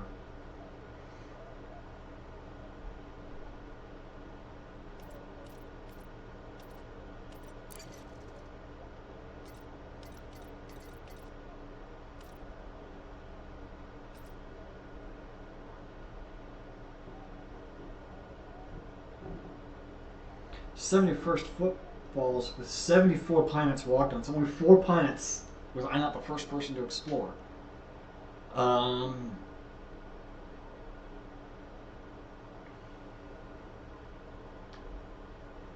level 3 scans, 3,000 or 31,934.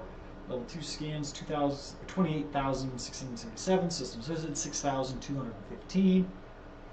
Total hyperspace distance, 337,239 light years, with a total of 7,248 hyperspace jumps. And I've gone 65,495 light years from the start. Traveled 47,463 meters on foot. I wonder if that's also considered, no,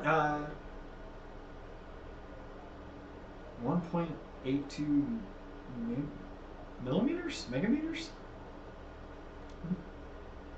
I've done a lot of SRV driving.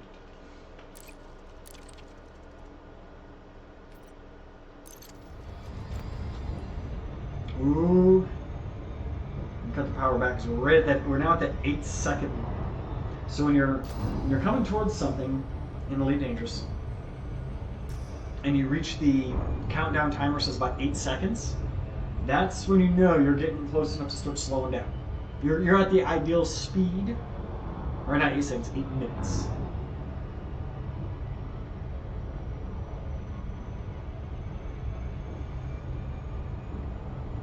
And as we start to get closer, our speed will start coming down automatically, and that number should hover around 8 minutes the entire time.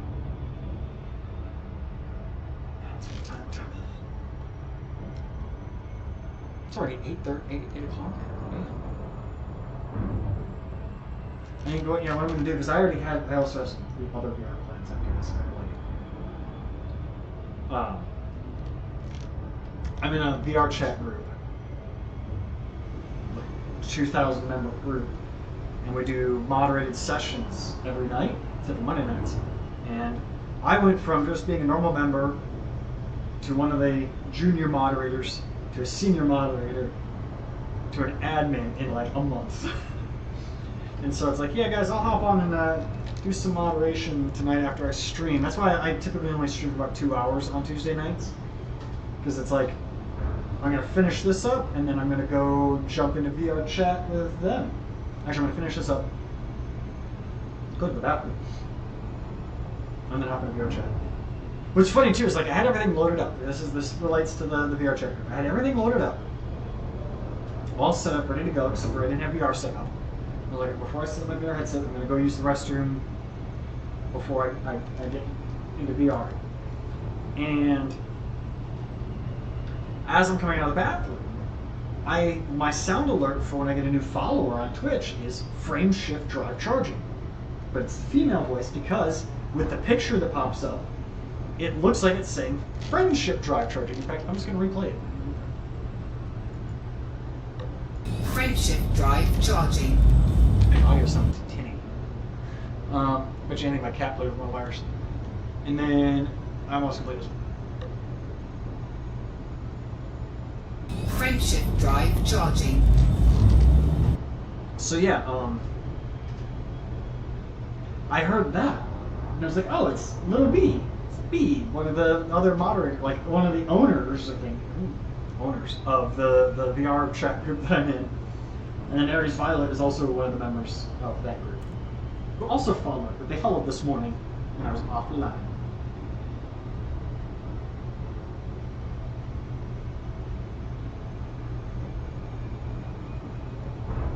Maybe I was wrong about the 8 minutes. Maybe it's the 8 seconds. You want to get it down to 8 seconds, because we're still accelerating.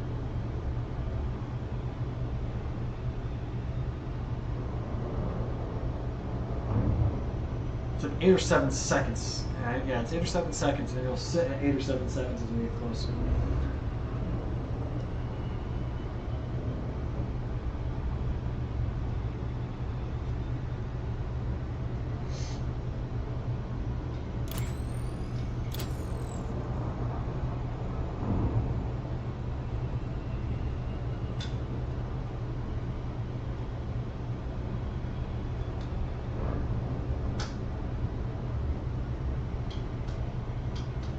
I like this Warthog, HOTAS, and throttle setup that I got, but it doesn't have nearly as many buttons as my old throttle had.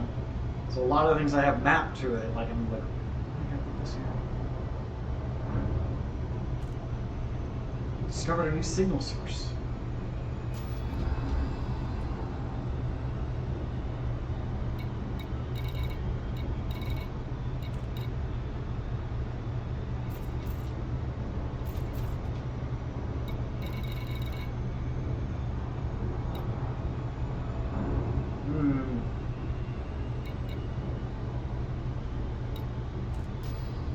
Plot twist, I'm gonna drop out at this and there's gonna be a bunch of like pirates waiting, like NPC pirates.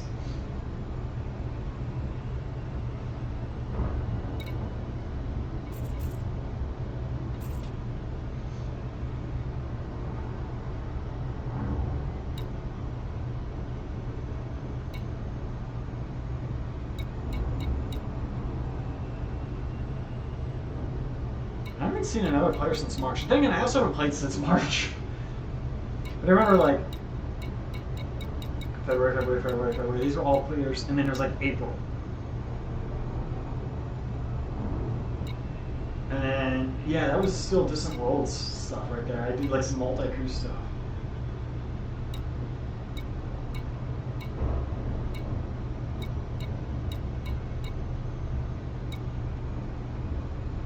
Yeah. I'm looking at my old.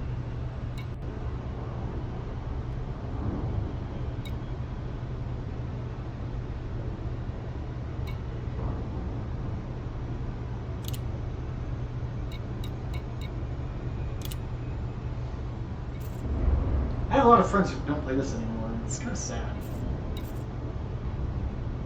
It's one of the many reasons why I stopped playing. Just like, I just felt like I didn't have anything to do in gaming anymore. Like, I finished the Distant Worlds expedition. I came home. Colonization came out, and I was doing some cargo runs and stuff with people for a while. But it just felt like, with my squadron for a while, but it just felt like it was very disorganized. Like, there was no clear, we're going here, we're doing this. It was a lot of, well, check the standing orders. Well, there's nothing in standing orders to tell me where to go. Like, didn't feel like it was a coordinated effort to make colonization for what happened. And maybe I just wasn't active enough in the Discord to see it. I don't know.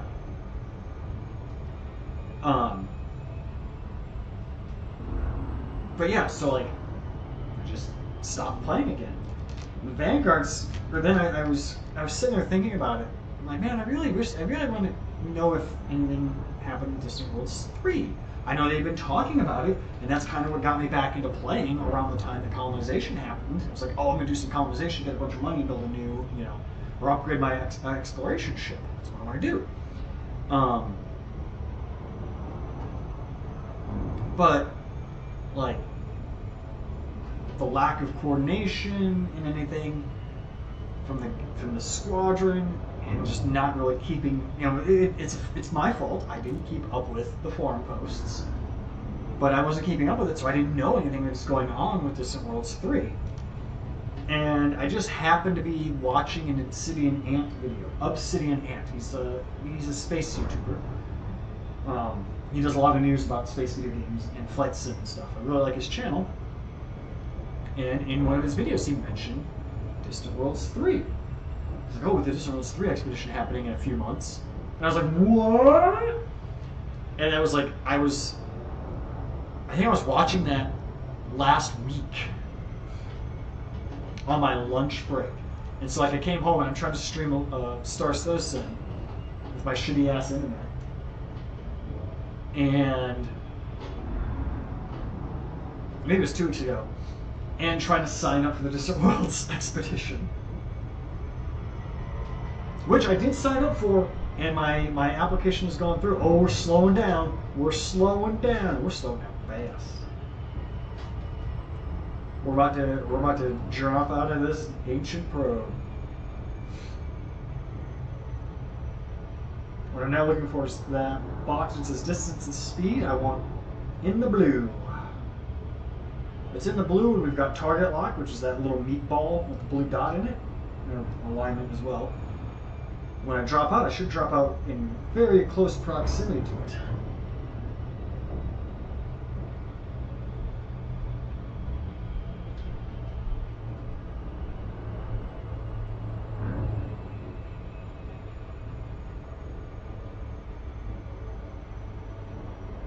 I think the probes are also dashboard items you can get in your ship. Where I have my name and Little Earth and the holographic Anaconda. I think I could replace one of those with the Voyager probes. I might have 2 slots open still. Alright. Speed is good. Speed's looking good. Safe to disengage. Destination lock engaged. Lights coming out. Voyager 2.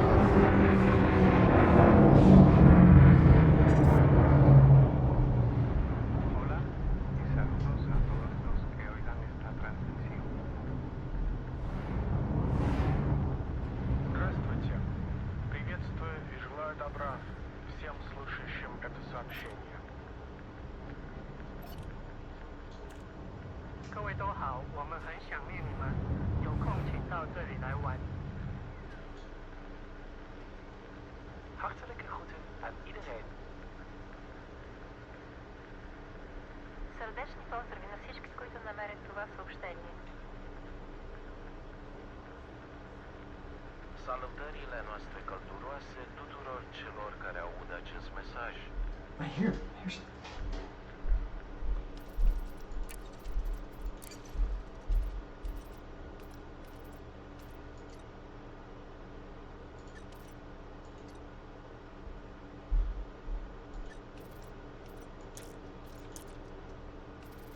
All our friends in outer space, may you have a wonderful time exploring it. problem is like it's so quiet. 幸せを祈り申し上げます。 Desejo a todos que encontrarem essa mensagem paz, felicidade e amizade. På vegne av det norske folk vil jeg overrekke en stor hilsning til alle som finner denne beskjeden. I wonder if I can do this. Tańczy istoty do świata. Je tiens à saluer amicalement tous ceux qui entendront ce message. Kami ingin menyampaikan salam mesra kepada semua. Harap kami akan berjumpa suatu hari nanti. Voorvallen, project sa gaval de gakdine at traktor sjo gav. I can't hear it over like everything else.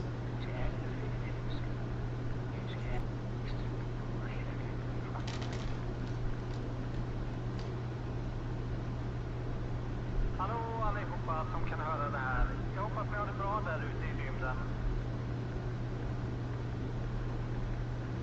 Cordiali saluti e migliori auspici a chiunque raccolga questo messaggio. I wish to extend greetings and friendly wishes to all who encounter this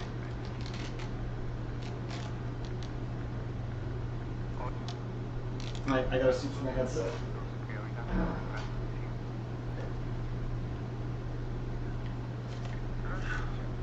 Приветствую и желаю добра всем слушающим это сообщение. 各位都好，我们很想念你们，有空请到这里来玩。Hartelijk groeten aan iedereen. Сърдечни поздрави на всички, които намерят това съобщение. Salutările noastre călduroase tuturor celor care aud acest mesaj. Ik weet dat het in vriendelijke mensen aan al onder deze boodschap geven. Oh, is my audio not working? Ik zende hiermit die wensen. What the hell? To all our friends in outer space, may you have a wonderful time exploring. このメッセージを見つけた人に幸せを祈り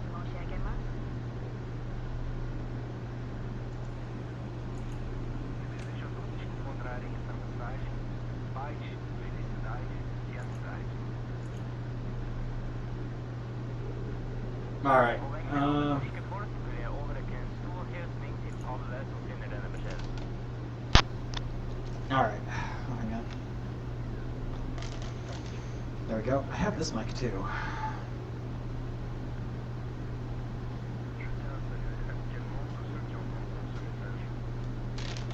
Although I don't like the audio quality of that. Kami ingin menyampaikan salam mesra kepada semua. Harap kami akan berjumpa suatu hari nanti.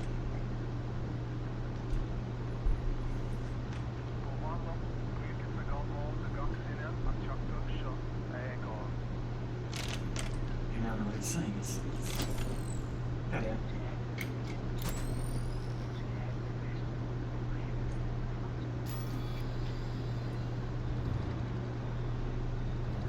Hallå allihopa som kan höra det här. Jag hoppas ni har det bra där.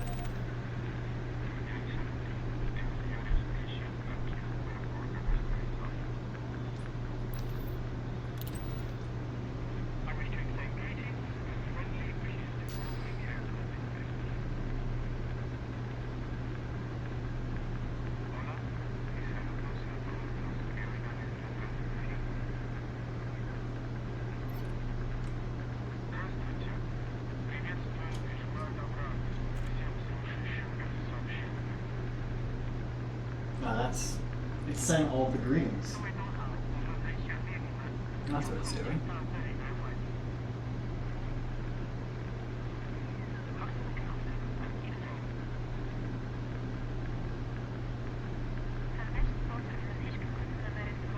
And yeah, the sun is out there. It's just another star. Now, realistically, the Voyager probes, they still have inertial. They still have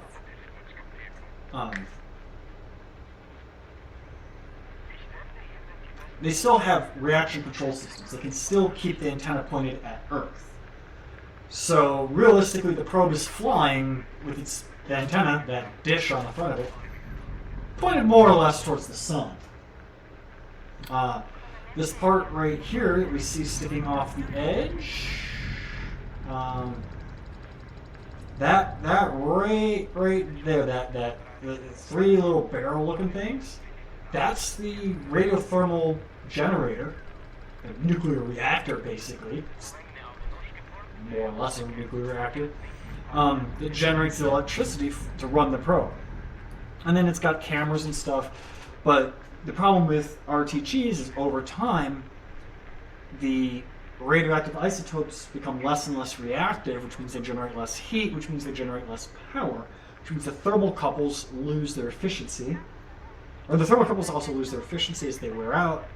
So the power output of the RTG eventually limits what instruments they can turn on. They had to turn the cameras off to save power. They had to turn almost everything off except for a few of the sensors and radio, antenna and that sort of thing. And basically it's just very passively collecting what little data it can and beaming it back. But because it takes so long, it takes days. Because a signal has to come from the probe, go to Earth. We read the data, we go, okay, probe, you need to do this. We then send the data back to the probe, and it takes hours, days for the signal to get to it.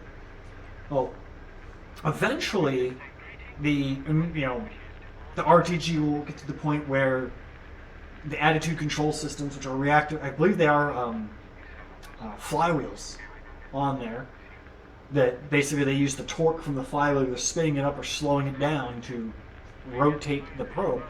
Eventually there won't be enough power to run those systems anymore, and the probe will, stop being able to keep its antenna pointed at Earth. And it'll probably keep the antenna pointed at Earth for a while, but over the course of a matter of months, years, it will drift and not point towards Earth anymore, because it may have a tiny imperceptible amount of inertia causing it to rotate in one direction. And once its reaction wheels and other reaction control systems shut down, it won't be able to keep pointing at Earth anymore. And then it won't have enough power. At that point, it probably won't even have enough power to run its antenna. And so it'll probably just go into a passive mode where it just shuts down. Because it doesn't have the hard drive space to collect and store. It doesn't have the the hard drive space to really collect and store, you know, gigabytes, terabytes, petabytes of data. And why would it? Because once it collects all that data, no one's ever really going to find it. It's not really going to be able to beam it all back to Earth. So it will collect data for as long as it can and send it back for as long as it can. And eventually it won't. And it'll be the end of it. It won't be the end of it, but it'll be the end of us talking to Voyager and Voyager talking to us.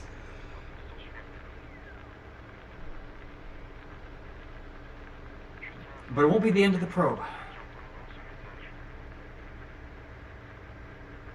But it will be the end of the stream for tonight. Menyampaikan salam mesra kepada semua. Harap kami akan berjumpa suatu hari nanti.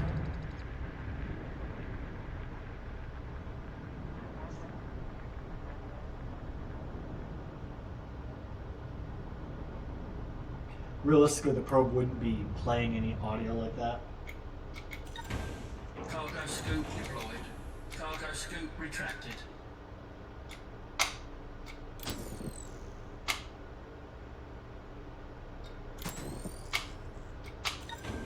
Cargo scoop deployed.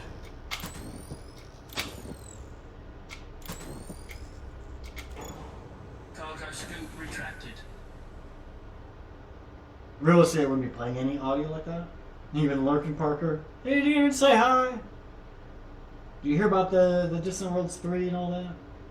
Yeah, probably you did. Anywho.